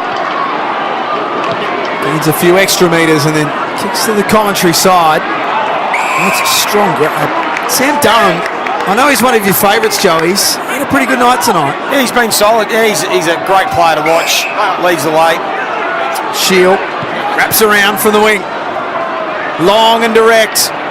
May split the pack in two. Essendon players at ground level, one of them Kako. There's a free kick though before that. Gresham. What did you see, Stevie? Well, Gresham had his head over the footy and then he was just dragged off it by Stanley. It's pretty silly really from Reece. This will be right on his limit, I reckon, for Gresham. He'll run out late, won't he, Joey? I think so. I think you're right. It is right on his limit, so he'll have to probably get to at least lateral to the man on the mark by taking a few late steps to the right. Triple M Harvey Norman replay. Gresham with one tonight already. Got pretty close to the man on the mark. Search for distance. O'Sullivan didn't kill the footy. Dersma marks from point-blank range to make it a 21-point game with still plenty of time on the clock. And Stevie's waiting for the bow and arrow here. No, I was just thinking about Jam Tim Gresham. Yeah. Keep coming back, player. Dersma converts. Stay with us here at GMHBA Stadium. 11-4-80 plays 9-5-59. Triple M Totally Workwear scoreboard. Working it down early. He gave that everything, and I reckon it went about 36 metres. Absolutely wound right up. Down to the top of the square. Yeah. And it worked because Xavier Dersma, their off-ball winger, was the only one that kept his eye on it, and maybe he knew Gresham's capabilities better than the Geelong boys, and he was able to just float across from the side and take a strong mark, and no bow and arrow with the celebration, which was interesting. Means business. Is it maybe because it was a snap and not a drop punt? Like you snap and then you have to do that versus the ball's in the air for a bit longer when you kick a drop punt and he's getting ready just to let it go? The bow and arrows are shit. Maybe he's worked that out. Cool. I mean, you can get a gun or a sword. Here's Myers inside 50. Tried to mark Redmond in strange ways with flat hands. Manor, right foot snap, got it. He's got three. Geelong get one back. 9-5-59 to 12-14-86, a 27-point Geelong lead. Well, the kick inside 50 wasn't great from the Cats, and it probably should have been a free kick against Jeremy Cameron for front-on contact. He went back blindly. Just don't know if he made enough contact or not there, Joey, but he certainly wasn't looking at the footy. Then once he got the ground, the pressure came, and we know that they score heavily off turnover, Geelong. And Goldstein was surprised about why the free kick. He thought he was trying to get the ball. Reece Stanley held his arms, so Goldstein couldn't actually get his hand to it, and they paid it against Goldstein for a block. So he can't believe it. 23rd goal of the season for Sean Manor. It's good going. And it puts it back out to 27 points for McDonald's and Ream Hotwater. Triple M Rocks footy. Built tough for Aussie conditions when it comes to water heating. Ask your plumber to install a Ream. Spirited second half performance from Essendon with not a lot to play for. They can certainly come away from this game with a few positives. Some individual performances that have been worth persisting with. Here's one of them. Archie Roberts from defensive 50 goes back. Well inside his defence to Laverty. Laverty to Clark with a short kick. So Clark now goes back to Goldstein, who immediately came from the ruck into the back end to make it the extra numbers. Clark, wide. Dersma hit the deck. I don't know whether the ball hit him in the eye or his head hit the deck. It spills to Dempsey. Dempsey got the handball away. Comes back to Bowes. Bowes a little right foot floater inside and Blitzar's goal. Watch Jezza. Jezza will get 100%. And Jezza says no, but that no could mean yes. Goldie's onto it. Look at him. Goldie's onto it, but is he quick enough if Jezza decides to wrap? Goldie back there. Look at Goldie. Look at him guarding him like you would in basketball in his own defence or something. He was a basketballer, Goldie. Yeah, he was. He was I think he represented Australia, did he not? Very good. Around the corner he goes. Blitzar's on the left and he's missed to the right. No, he hasn't. Davey Roden says it's a goal. He's got a couple. 33-point leaders all of a sudden after being challenged at the 11-minute mark, the Cats, on the Totally Workwear scoreboard. Well, that was another score-off turnover. Set up well defensively there, the Cats, and then once they went back inside 50, Essendon's defence was disorganised. Blitzarves gets a nice run and jump at it, able to take the mark, and the finishing was a left foot snap, which is why Jeremy was lurking around the back. Yeah. 80 of their how many points? 92. Yep. Off turnover. Gee. Well, Jez is not going to get these little handballs and wraparounds anymore because everyone's seen it. Everyone knows that that's what he's trying to do. So this is what's going to make it harder for him in the run home. And I think we're watching the 100 slip away. I reckon it's going to be hard 4 or 5 games to get 20 goals, 23 goals. He'll get 3 more tonight. He's going to need a big one in the home and away season, isn't he? Whether it's Sydney next week or Richmond the week after. But they're all onto it now. You know, it's not going to be easy to kick a bag. Not going to get any cheapies. Blackiston from centre half back. Perkins picks up the crumbs, fires off a handball to Kako. Geelong player down off the ball as Merritt goes searching for Goldstein. And the veteran, Toddy Goldstein, 37 years of age, gets back over his mark. The kick was to the advantage of Wright, who was spoiled late. Dempsey runs out of room in the right back pocket for the Cats. And true, man, I reckon we're running out of time for the intercept mark record. I reckon they've slowed down, haven't they? Yeah, you're right, 27. The record's 34, so we've got 13 and a half minutes. Is that right? Give me a real fizzer. 12 and a half. Not much has come true tonight. No. Boundary throw in here. It was sort of that game we were hoping we weren't going to get. Yeah. Blitzarves little knockdown. Spills to Merritt. Merritt turned on his foot a bit. And a free kick will go the way here of Wright. And so Wright will get a look from 20 metres out. A little bit of angle about it. To get it back to 27 points. Feels like they've been looked after. It's a free kick count in this quarter, Ash. Take your duffel coat off. No, well, 3-1 Essendon's way. They're +2 for the game, 15 v 13. Stevie in front of goal. Wright comes in, 20 metres out, drills the goal. Margin back to 27 points in favour of the Cats on the Triple M Totally Workwear scoreboard. I want them to kick goals, Joey. I want to see a close game. Just having fun with you, Stevie. What's on for tomorrow? We're going to buy. We're doing the footy again, aren't we? Triple M? The footy tomorrow night. Yep. Carlton Gold Coast. That'll be another. Richmond St Kilda. Rip Snorter. Is that where you are tomorrow, BT? Richmond St Kilda? Yes, I'll be there watching that. No, I'm interested to see how they go. A Rossi masterclass. No, Rossi's Entertainment Plus. You've got to be there for the Rossi show. It's a ripper. You hear that game on Triple M Footy tomorrow after the Saturday rub. What else is happening tomorrow, Ash? Choice Hotels? We also have Port hosting Freo at the Adelaide Oval, and Brisbane versus Sydney at 4:15 up at the Gabba. Nicely done, Chew. Humphries, strong tackle. You doing a double shift tomorrow, Chew? No, just the one game. I'm working with BT, Richmond v St Kilda. No double invoice day tomorrow, Ash. No double invoice day, no.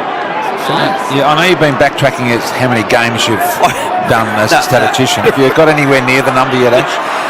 No, I haven't counted the number of games I've done, BT. I believe you're in the process of.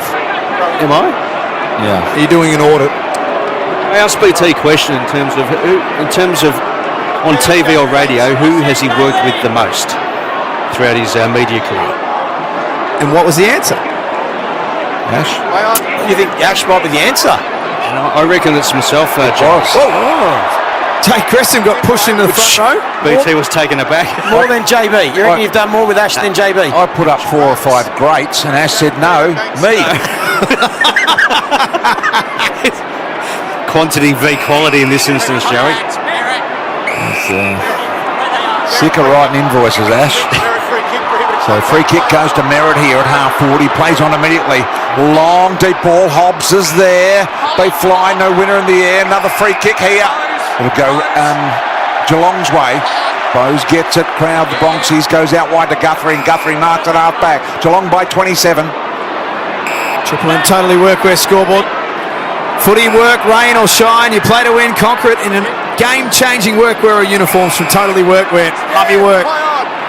Mullen has got a couple to choose from on the run. One of them Myers, and when he's the last kick inside 50, good things are happening. And he laces out Brad Close. Look at Redmond saying, put someone in front, get someone in the pocket in front of Jezza. Soak up that ground. He lurks around the side, doesn't he? On that line, Stan. Look at Redmond. Furiously organising an extra defender. Top 3 in the competition for goal assists this year, Brad Close. It's an important part of this Geelong team for his second. That gives him 1 goal, 3 for the night, which gives him 3 goals, 9 in his last 4 games. He's been a little bit off. Redmond kicks it back into play here. Mark trying to reach over the back. Perkins got a good piece of it. Had to go back out wider, looking for someone to give it to. Guelphy was there, got an overlap runner here in Menzie. Menzie collected it, goes into Hobbs, down low, couldn't get there.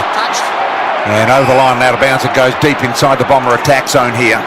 93 plays 65, 30,289 here tonight. Not a bad crowd at all. Geelong by 28 points. We've got 10 minutes left in the game. Biggest lead in the game for Geelong, Ash. 44. Yep, 13 into the third. Two-man for Red Z. Fine. Hobbs at the base of that pack. Stand up, thank you. It's okay. Thank you, Ben. You just hear that hum over the crowd. Peter, coming back. A bit of a flat feeling, isn't it? Yeah. No. They turned up looking for the Jeremy Cameron show. So what happens when you come with expectation? You sort of generally get disappointed. It's always better when you come with no expectations and something spectacular happens. I hear Mrs. Neal was drinking the tequila anyway. So, now that I've started. Play on, you. Redmond. Play on. Unable to pinpoint Hobbs. Guelphy kicks it off the turf. Smith walks it out of defence. That's not 15. Manor didn't hear the call originally, but now he does the blitz arms. Blitz arms on the left. And marked by Redmond safely in front of Cameron. So Jeremy doesn't look like he's going to pick up a late 1 or 2 here, which can often happen. Kick goes forward because at the moment the Bombers are doing all the attacking, and Hobbs kicked the ball out the back door, and it will go in play to Guthrie. Guthrie immediately very, very wide with a great kick, finds Close. Jeremy Cameron sprints back to the goal square as Close has got the ball on the back side of the wing. Takes plenty of time, waits for his Geelong players to get forward to the footy. Kicks it down the line with a degree of safety. Holmes, little nudge, spills to Blitzarves out the back. Blitzarves goes to Cameron, over the top. Blackiston was there. Third man up, free kick. Cameron's got it.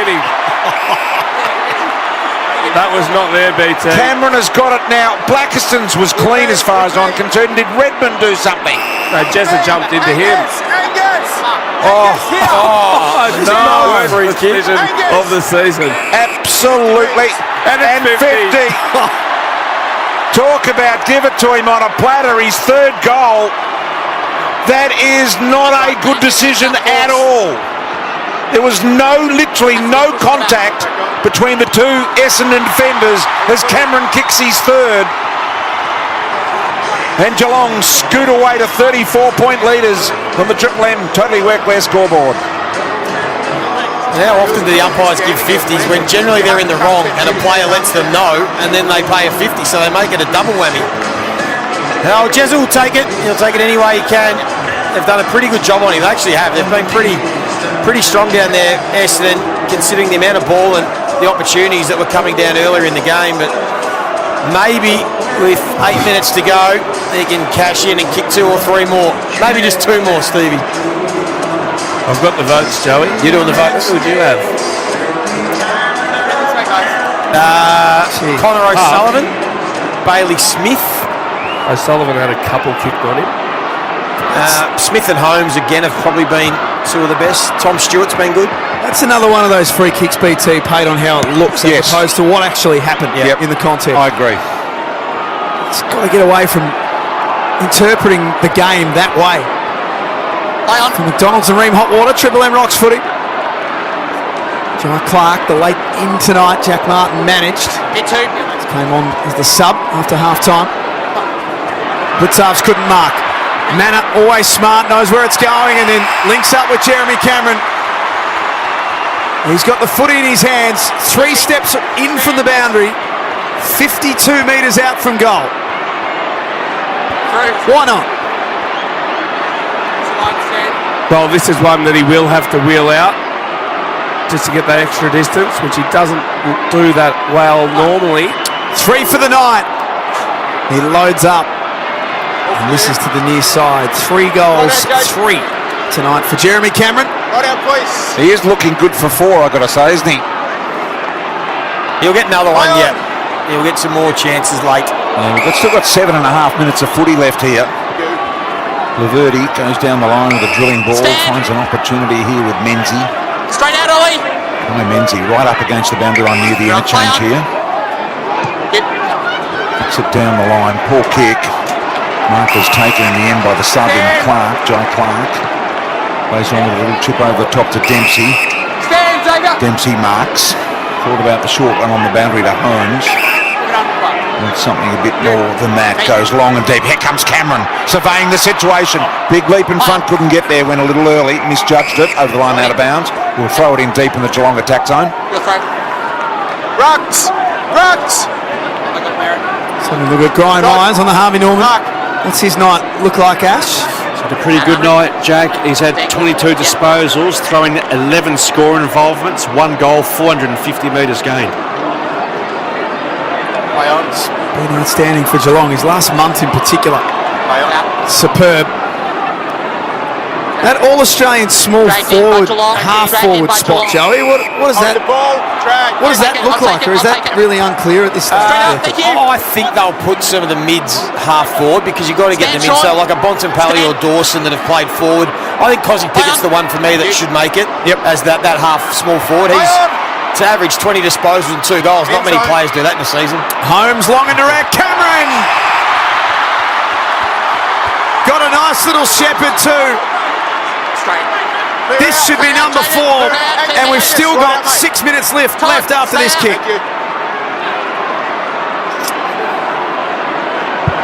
Stand.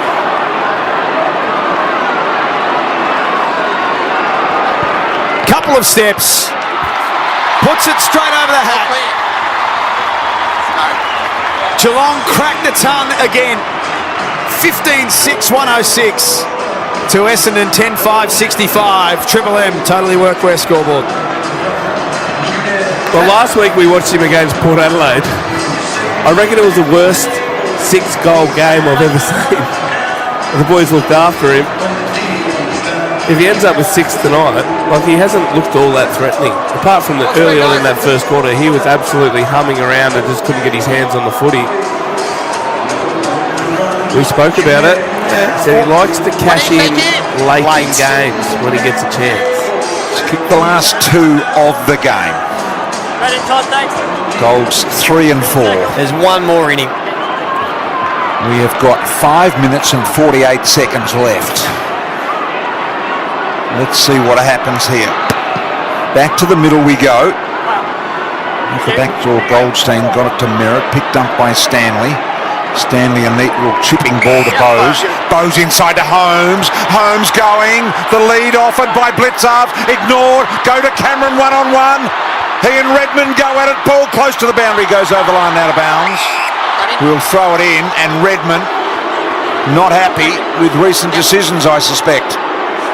I don't think he wants to give up another one, Mason Redmond.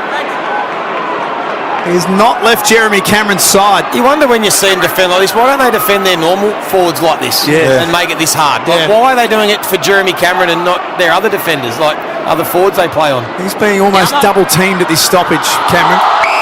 Line. Go Pryor. Thank you. Straight up. No Pryor.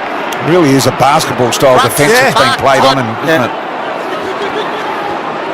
Goldstein knocks it over his head. Left forward pocket for Geelong. Laverty kicks into space. Foot race is on. May's a good athlete. He's leading Guthrie to the ball. Handball back in board for Roberts. To the boundary line. Bailey Smith waiting. Pokes a pass into the pocket. Dempsey knocked it forward.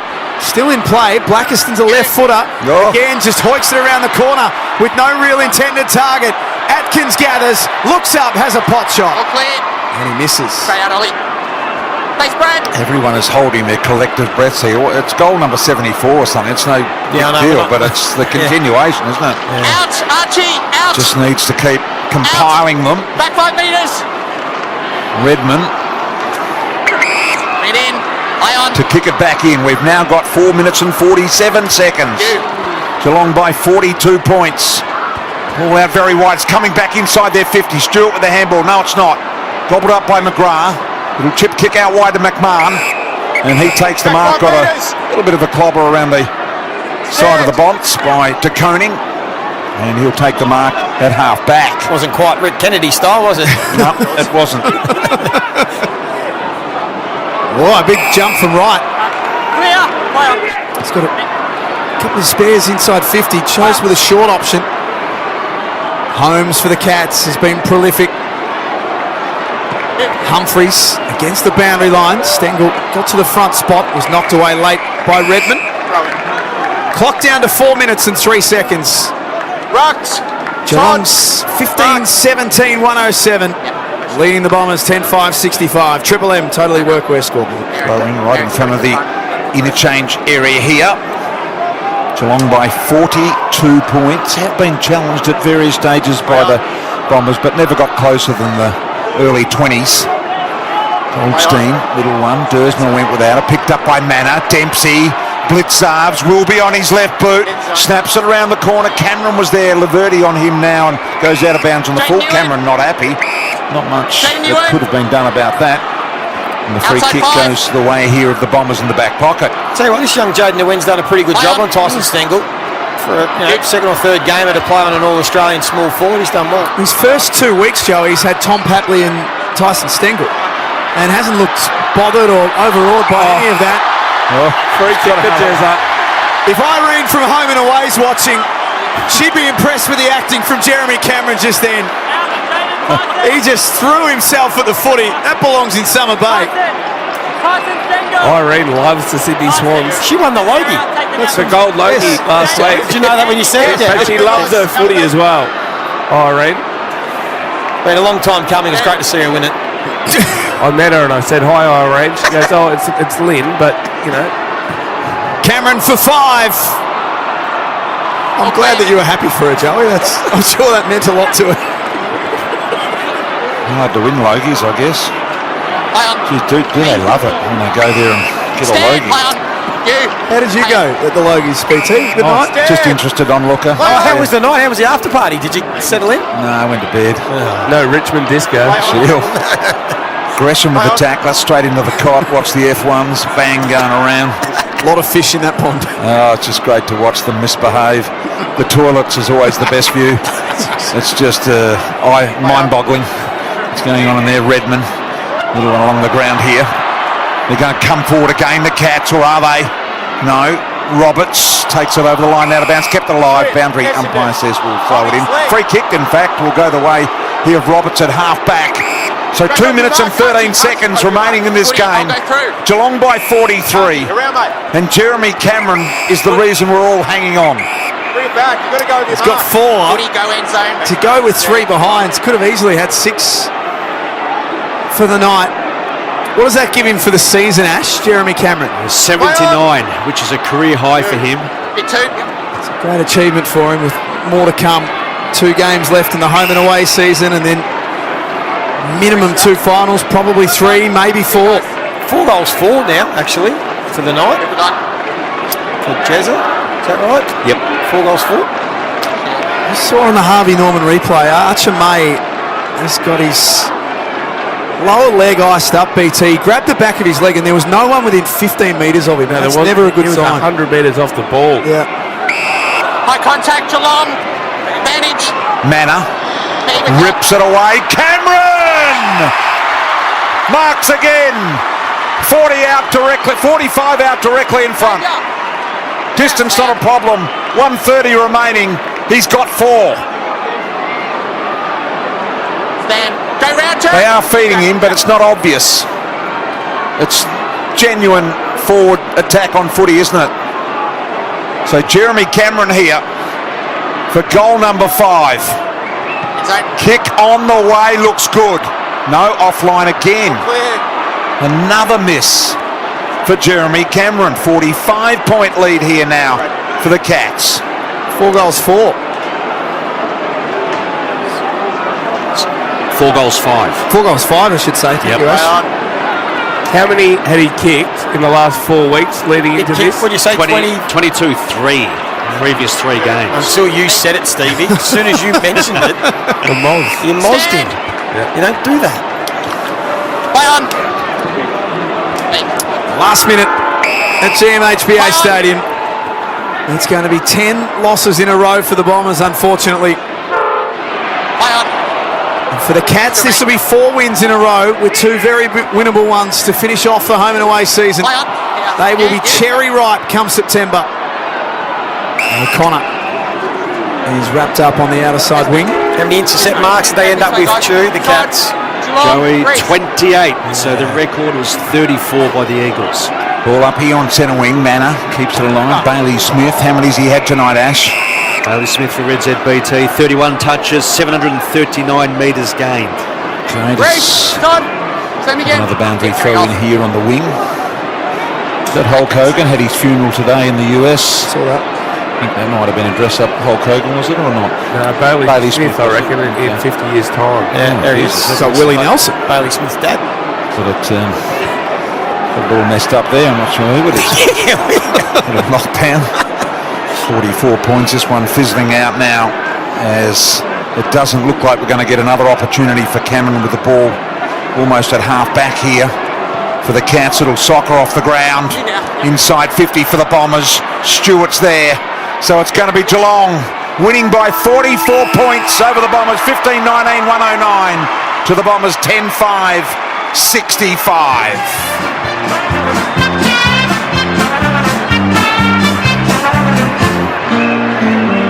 We are Geelong, the greatest team of all. We are Geelong, we're always on the ball. We play the game as it should be played, at home or far away. Our banners fly high from dawn to dark, down at Gardenia Park. 44 points was the final margin. If you didn't see the game at all, Joey Montagna, you would think that the Cats cruised and did it pretty comfortably. The final margin probably doesn't do Essendon enough justice for the second half, does it? Is that fair? No, fair. It was, 37 at half-time. Yep. So they've done a pretty good job in the second half. Geelong, look, they weren't overly convincing. I think they'll be disappointed probably with their performance, which sounds silly, but that's the standard that we're comparing them to. We know where Essendon are at, but they looked shaky defensively, particularly in that third quarter. They were just conceding far too many entries, a little bit cute in their forward 50 as well at times. But overall, all that matters for the Cats is you get the win, you build a little bit of percentage, and you move on the next week. Jack Henry, hopefully he's okay. Here's Mark Blitzarves talking to Channel 7. Yeah, it's a little bit scrappy at times. They were good, they played with a lot of energy and their ball use. We weren't defending as well, so yeah, credit to them. But good to get the win, and we continue to try and improve. Your man, Cesar Cameron, he loves fourth terms, but 4 goals, 5 for him tonight. He could have had a bag, but he still looked dangerous up forward nonetheless. I know, it's in his head, isn't it? He poked at that last one, but no, he's creating opportunities. He's worked off ball to get the opportunities to market and have some shots. So it's an exciting time of year, and he's in some form. What about you? I mean, one of the most versatile players in the game, and tonight you're equal third with Dean Cox for games played by a rookie. It's been a pretty good journey, hasn't it? A couple of Cargies, All-Australian, a premiership. Yeah, it's nice when you say it like that. I had Cox in my super coach team in high school, so big fan of him. So no, it's good. I'm really enjoying it. Still love my footy, motivated, so that's the main thing. 10 and 2 in your last 12, and you've got Sydney and Richmond to come. Are you really pleased with where the group is at, heading into the real pointy end of the season? Yeah, well, we've put ourselves in the opportunity to finish top 4, so next week's going to be huge. We're really excited for it. And as I said, it's a good time of year. We're trying to ramp up the way we want to play.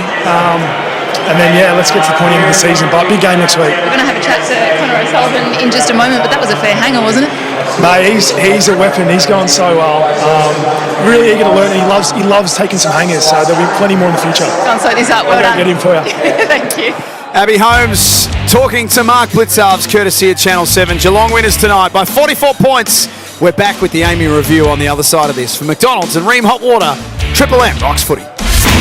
That quarter for Totally Workwear. Footy, work, rain or shine, you play to win. Conquer it all in game-changing workwear or uniforms from Totally Workwear. Love your work. For Ream Hot Water, Triple M rocks footy. built tough for Aussie conditions. When it comes to water heating, ask your plumber to install a Ream. 50 out on the boundary. Simo, self-employed mechanic from Cranbourne. Knocked back by the big banks when he applied for a loan. Don't forget that. But he backs himself now. And that is what Red Z loves. Kicks it.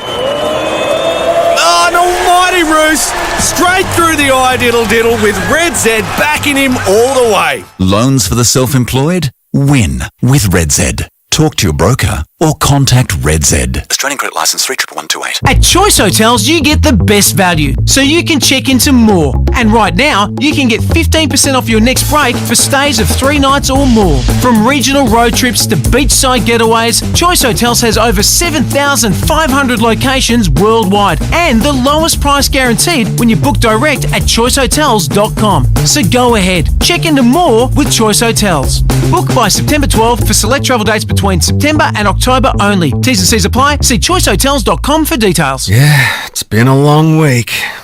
Now, it's finally time to put your feet up and watch your team work hard to bring home the win. Seabus Super is on your team too, working hard to provide strong long-term returns for after the final whistle. Seabus Super, making hard work pay off. Read the PDS and TND to decide if Seabus is right for you. Past performance is not a reliable indicator of future performance. When you're passionate about the footy, you know the game like the back of your hand. It's a bit like that at your local Mitre 10 Trade Centre. We're passionate about the trade and we know it better than anyone.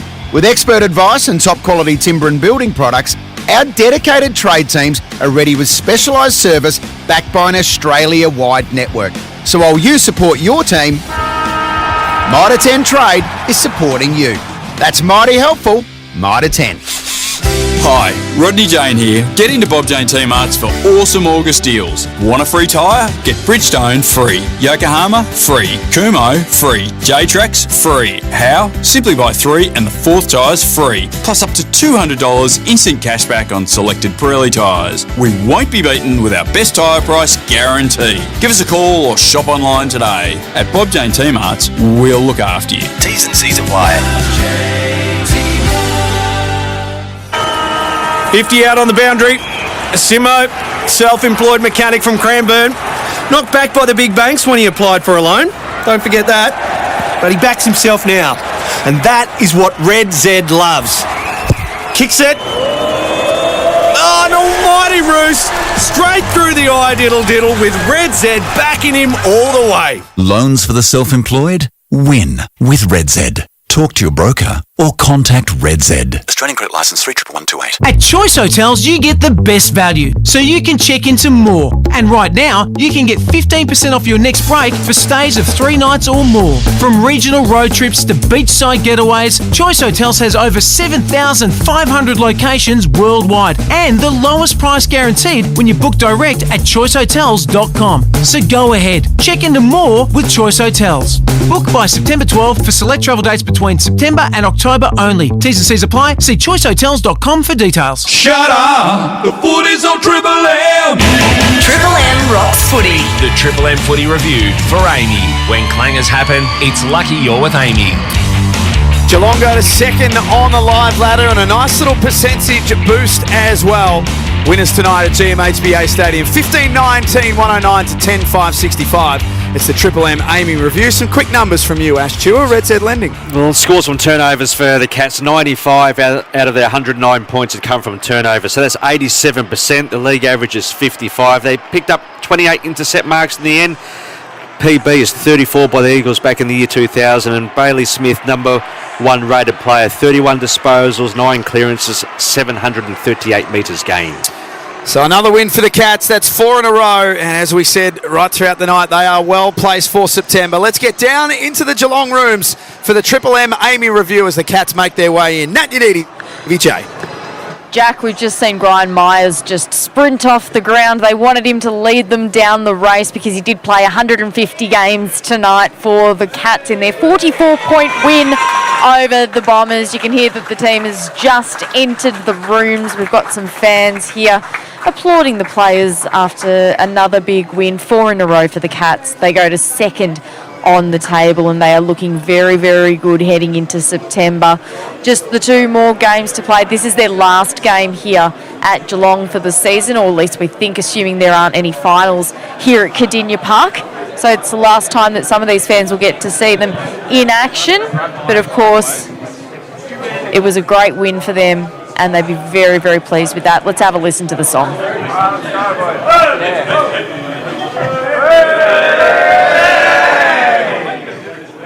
are Geelong, the greatest team of all. Hey, we are Geelong, we're always on the ball. We play the game as it should be played. Hey, at home or far away. Our banners flying high from dawn to dark and Cardinia Park.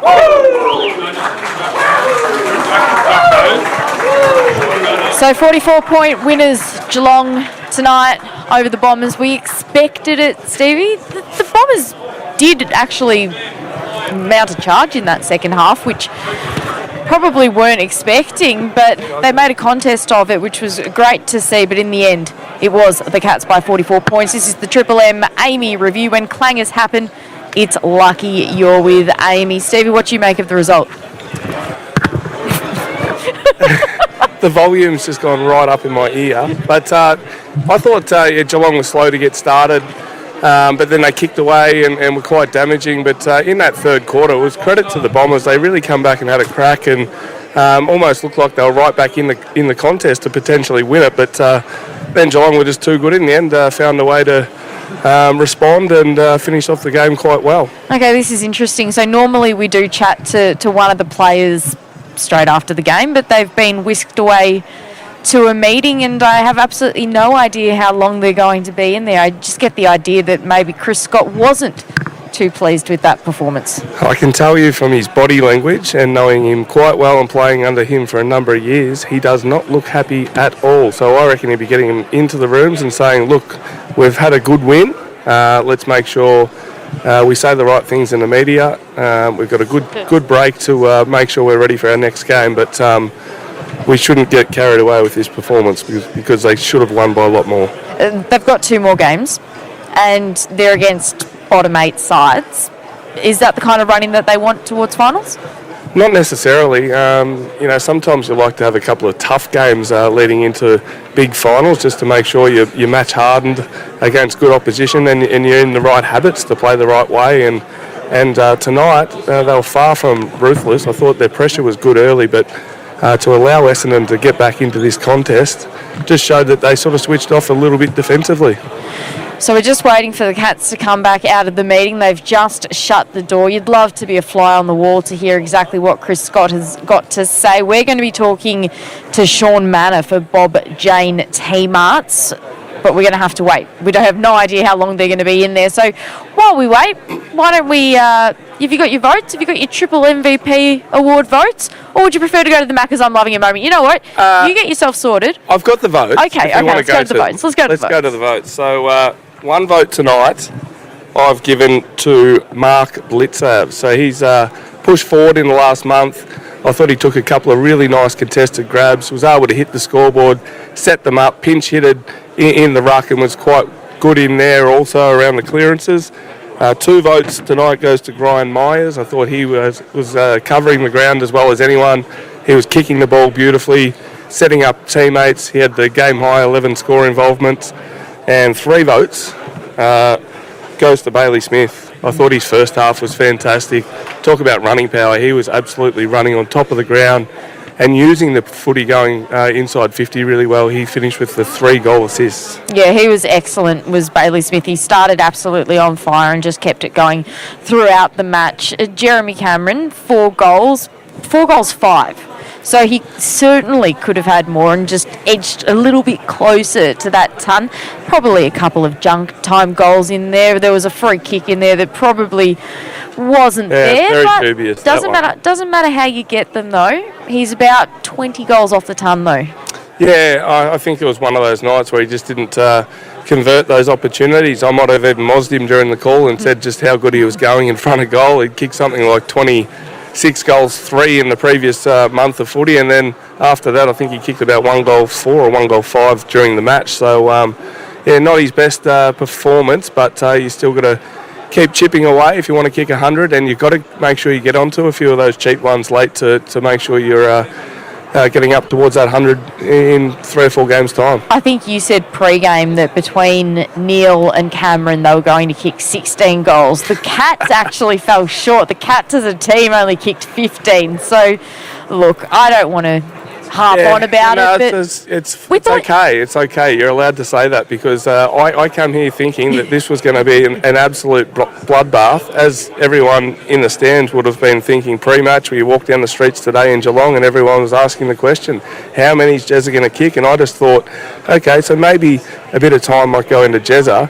That might allow Shannon Neal a little bit more time and space, and maybe he bobs up and kicks the bag. And he looked good early. Kicked 3 in a couple of minutes. It was looking very good, that call in the first 15 minutes of the game when Neal went bang, bang, bang. But no, credit goes to the Bombers. They were fantastic in the way they responded in the third quarter and really, I guess, showed something. Well, let's talk about the Bombers because I think a few Essendon fans came in not expecting much, but Liam McMahon has absolutely shown something again tonight. 4 goals for him, and all of a sudden, you know, I think that a lot of Essendon fans, yes, they went down by 44 points, but they wouldn't be feeling completely disheartened by that performance. No, I would have thought if they got within 70 or 80 points, they've actually done a good job. But the good thing is, with all these injuries, and that's not great for their list, but it gives opportunities for these younger guys. And he was sensational tonight. The way he kicked his goals, he kicked 2 on the lead up, took some good strong marks, and then kicked 2 snaps across the body at ground level, which, you know, looks more like a 50 to 100 game player in those moments tonight. And he'll be very happy going away thinking, you know, I can compete with the best team in the competition. I can kick goals against the best defenders in the competition. So there is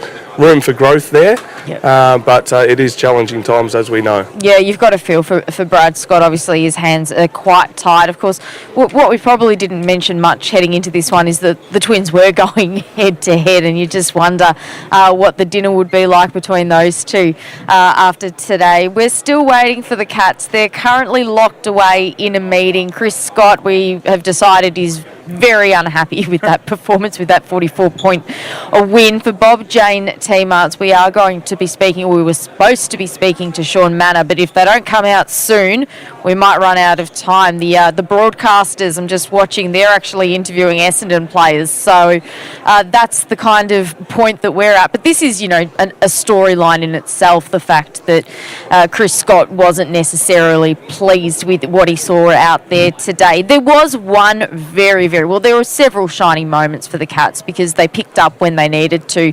But the Macca's I'm loving it moment, tonight the I'm loving it moment happened in the third quarter. It was a young Cat and it was a big highlight. And here is how we called it on Triple M Footy. High mark over the top by O'Sullivan. Big ride on the back of May. He'll like that up on the photo wall. It was an absolute ripper. They found another one in O'Sullivan. Oh, O'Sullivan's a good young player, obviously taken very high in the draft from Albury, and he played forward a few years ago at the Murray Bushrangers, but they've swung him back and they've got an unbelievable intercept defender there in him. Now, the doors have just opened. The players are starting to filter out, and we are going to be speaking to Sean Manor, who is just making his way over to us now. And I reckon I have a feeling I know exactly what the first question is going to be. Are you asking it? Or? I am more than happy to ask it. Don't worry, I'll do the damage. But this is our Bob Jane T-Marts interview. They have great buy 3, get 1 free plus instant cashback deals. Call or shop online today. T's and C's apply. Sean, thank you so much for joining us tonight. 3 goals for you, but what we really want to know, what was going on behind those doors and what did Scotty have to say to you? No, it was, got the job done in the end, but we got bigger fish to fry. We've got a couple of days off now, and then trip to Sydney, so I was worrying about, getting our bodies right over the weekend and then locking in. We've got a big opportunity over the next 6 weeks, so it was all about that. Are you just towing the company line by sort of telling us that? Was he extremely disappointed given you let Essendon back into the game? No, that's exactly what he said, Stevie. I wouldn't lie to you, but obviously he said that as well. It was like, we've got opportunities in our game that we need to tighten up on, and we went after a few things tonight and we didn't quite do it. So, it's a good thing and a bad thing. We got the win, but there's plenty of time we've got 2 weeks to really tighten up before the real stuff starts. So, yeah. Be honest, you can be an intense guy. Are you ever scared of him? No, me and Scotty got a really good relationship, and I think a lot of the boys do. A lot of people are scared of him, but when you start talking to him, he's a bit of a soft bear. So, he's really good. Have a good laugh with him. And what did you make of Jezza today? He could have kicked the bag. He was inaccurate in front of goal, but it did look like when you guys were well in front early in that first half that you guys were looking for him potentially at times where you probably could have had a shot yourself. Even on one occasion, there was one time where you should have just knocked him over and you actually looked for him late. Was that because he was screaming, or you just sort of thought, where's Jezza? Yeah, and I got baked for that at half time. We speak about it all the time as well. It doesn't matter who kicks the goals. But yeah, maybe it was a little bit Jed's focused tonight. I think he hit 4-5 and then he said, so left a bit out there. But I think we're trying to get into that mindset of if someone else is a better position to kick the goal, then do it. And sometimes you get that wrong, and I did tonight. But I think I tried to make up for it in the second half. I feel like maybe we've harped a little bit too much on the negative, but at the end of the day, you guys won by 44 points tonight. You've got 2 more home and away games before we head into September, and you're second on the ladder at the moment. So you're in a pretty strong position heading towards finals. Yeah, definitely. Yeah, we can't overlook that, can we? They actually were really good tonight compared to what they have been previously and what we've seen in them at MCG early in the year. So really great by them to see the improvement. We got the win, won by 7 goals, and we'll get back to it on Monday, and hopefully go up to Sydney. Sydney are going to be really good. They've had a better patch of form, so they're a successful club over a long time, so it'll be a good game. And of course, you get your skipper back as well next week, who was managed. How's he been going around the place? Just enjoyed his week off, has he? Yeah, he's just strutting around, actually. You would have seen him tonight. He's dressed up. But, it'll be good to get Paddy back. He really straightens up. I think his last couple of weeks have been super important for us ahead of the ball. And, he has maybe hit the scoreboard, but his, goal assist has been through the roof. So, we look forward to getting him back. And we've got a few guys. Jack Martin as well. He was laid out tonight. So hopefully get him back next week. And then we've got a few boys playing the VFL that, we really push for spots late in the year. Good young player over here from the Ovens of Murray, a bit like ourselves, mate.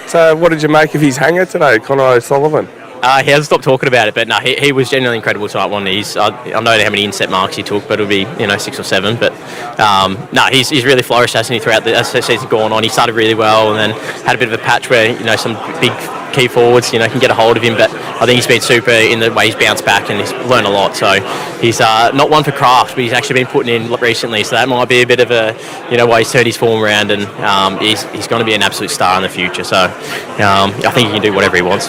Fair enough. And Bailey Smith, he got the 3 votes tonight. Just how much of an X factor has he been, not just for this season, but, heading towards September? And how excited are you by what he could potentially do on the big stage? Yeah, it's not about inclusion, is he, this year? No, he's incredible. Talking about craft, he's the one that's always doing it. He's putting in the extras, so it's no coincidence why he's actually one of the best players in the competition. He puts in the work and looks after his body, so it's exciting to have him on our team. He's, meters gained, and it's other things he does. He actually really talks out there and sets up behind the ball, so it's important for us forwards when we're trying to, press the game and get turnovers early, so it's going to be exciting seeing what he can do going forward in the finals for us. A serious question. Everybody, obviously, we're in the depths of winter at the moment, and there's a few white bodies out there, and nothing wrong with that, but Baz is looking very tanned. Does he like a spray tan? I don't really want to throw him under the bus. Let's just say it's not a spray tan, but... What is it? One of those like Bondi Sands, the rub sort of stuff? No, he sure used to rub it on. You know what he tells us? He tells us the sun shines bright out there and wherever he lives. That's and he's no UV out there, he reckons. So it gets a bit burnt. Well, there you go. Great insight there from Sean Manor. Sean, thank you so much for joining us tonight. Congratulations on the win. Go enjoy it. Lovely. Thanks so much, guys. Cheers. Good on you, Shawnee. Sean Manor there. 3 goals for him tonight after a big win for the Cats here at Cardinia Park. For Choice Hotels around the grounds, Stevie, we're off to St Kilda Richmond tomorrow. What are you expecting from that one? That's a blockbuster. That is an absolute blockbuster. But I haven't really given it too much thought, to be honest. But if I was going to be tipping someone, I would be going with the Tigers in an upset. Okay, I like the way you think. So watch this space. But here tonight at GMHBA Stadium, it was Geelong. 44-point winners against the Bombers. They are looking good heading into September, sitting second on the table. For McDonald's and Ream Hot Water, Triple M rocks footy. The Triple M Footy Review for Amy. When clangers happen, it's lucky you're with Amy. For Ream Hot Water and McDonald's, Triple M rocks footy.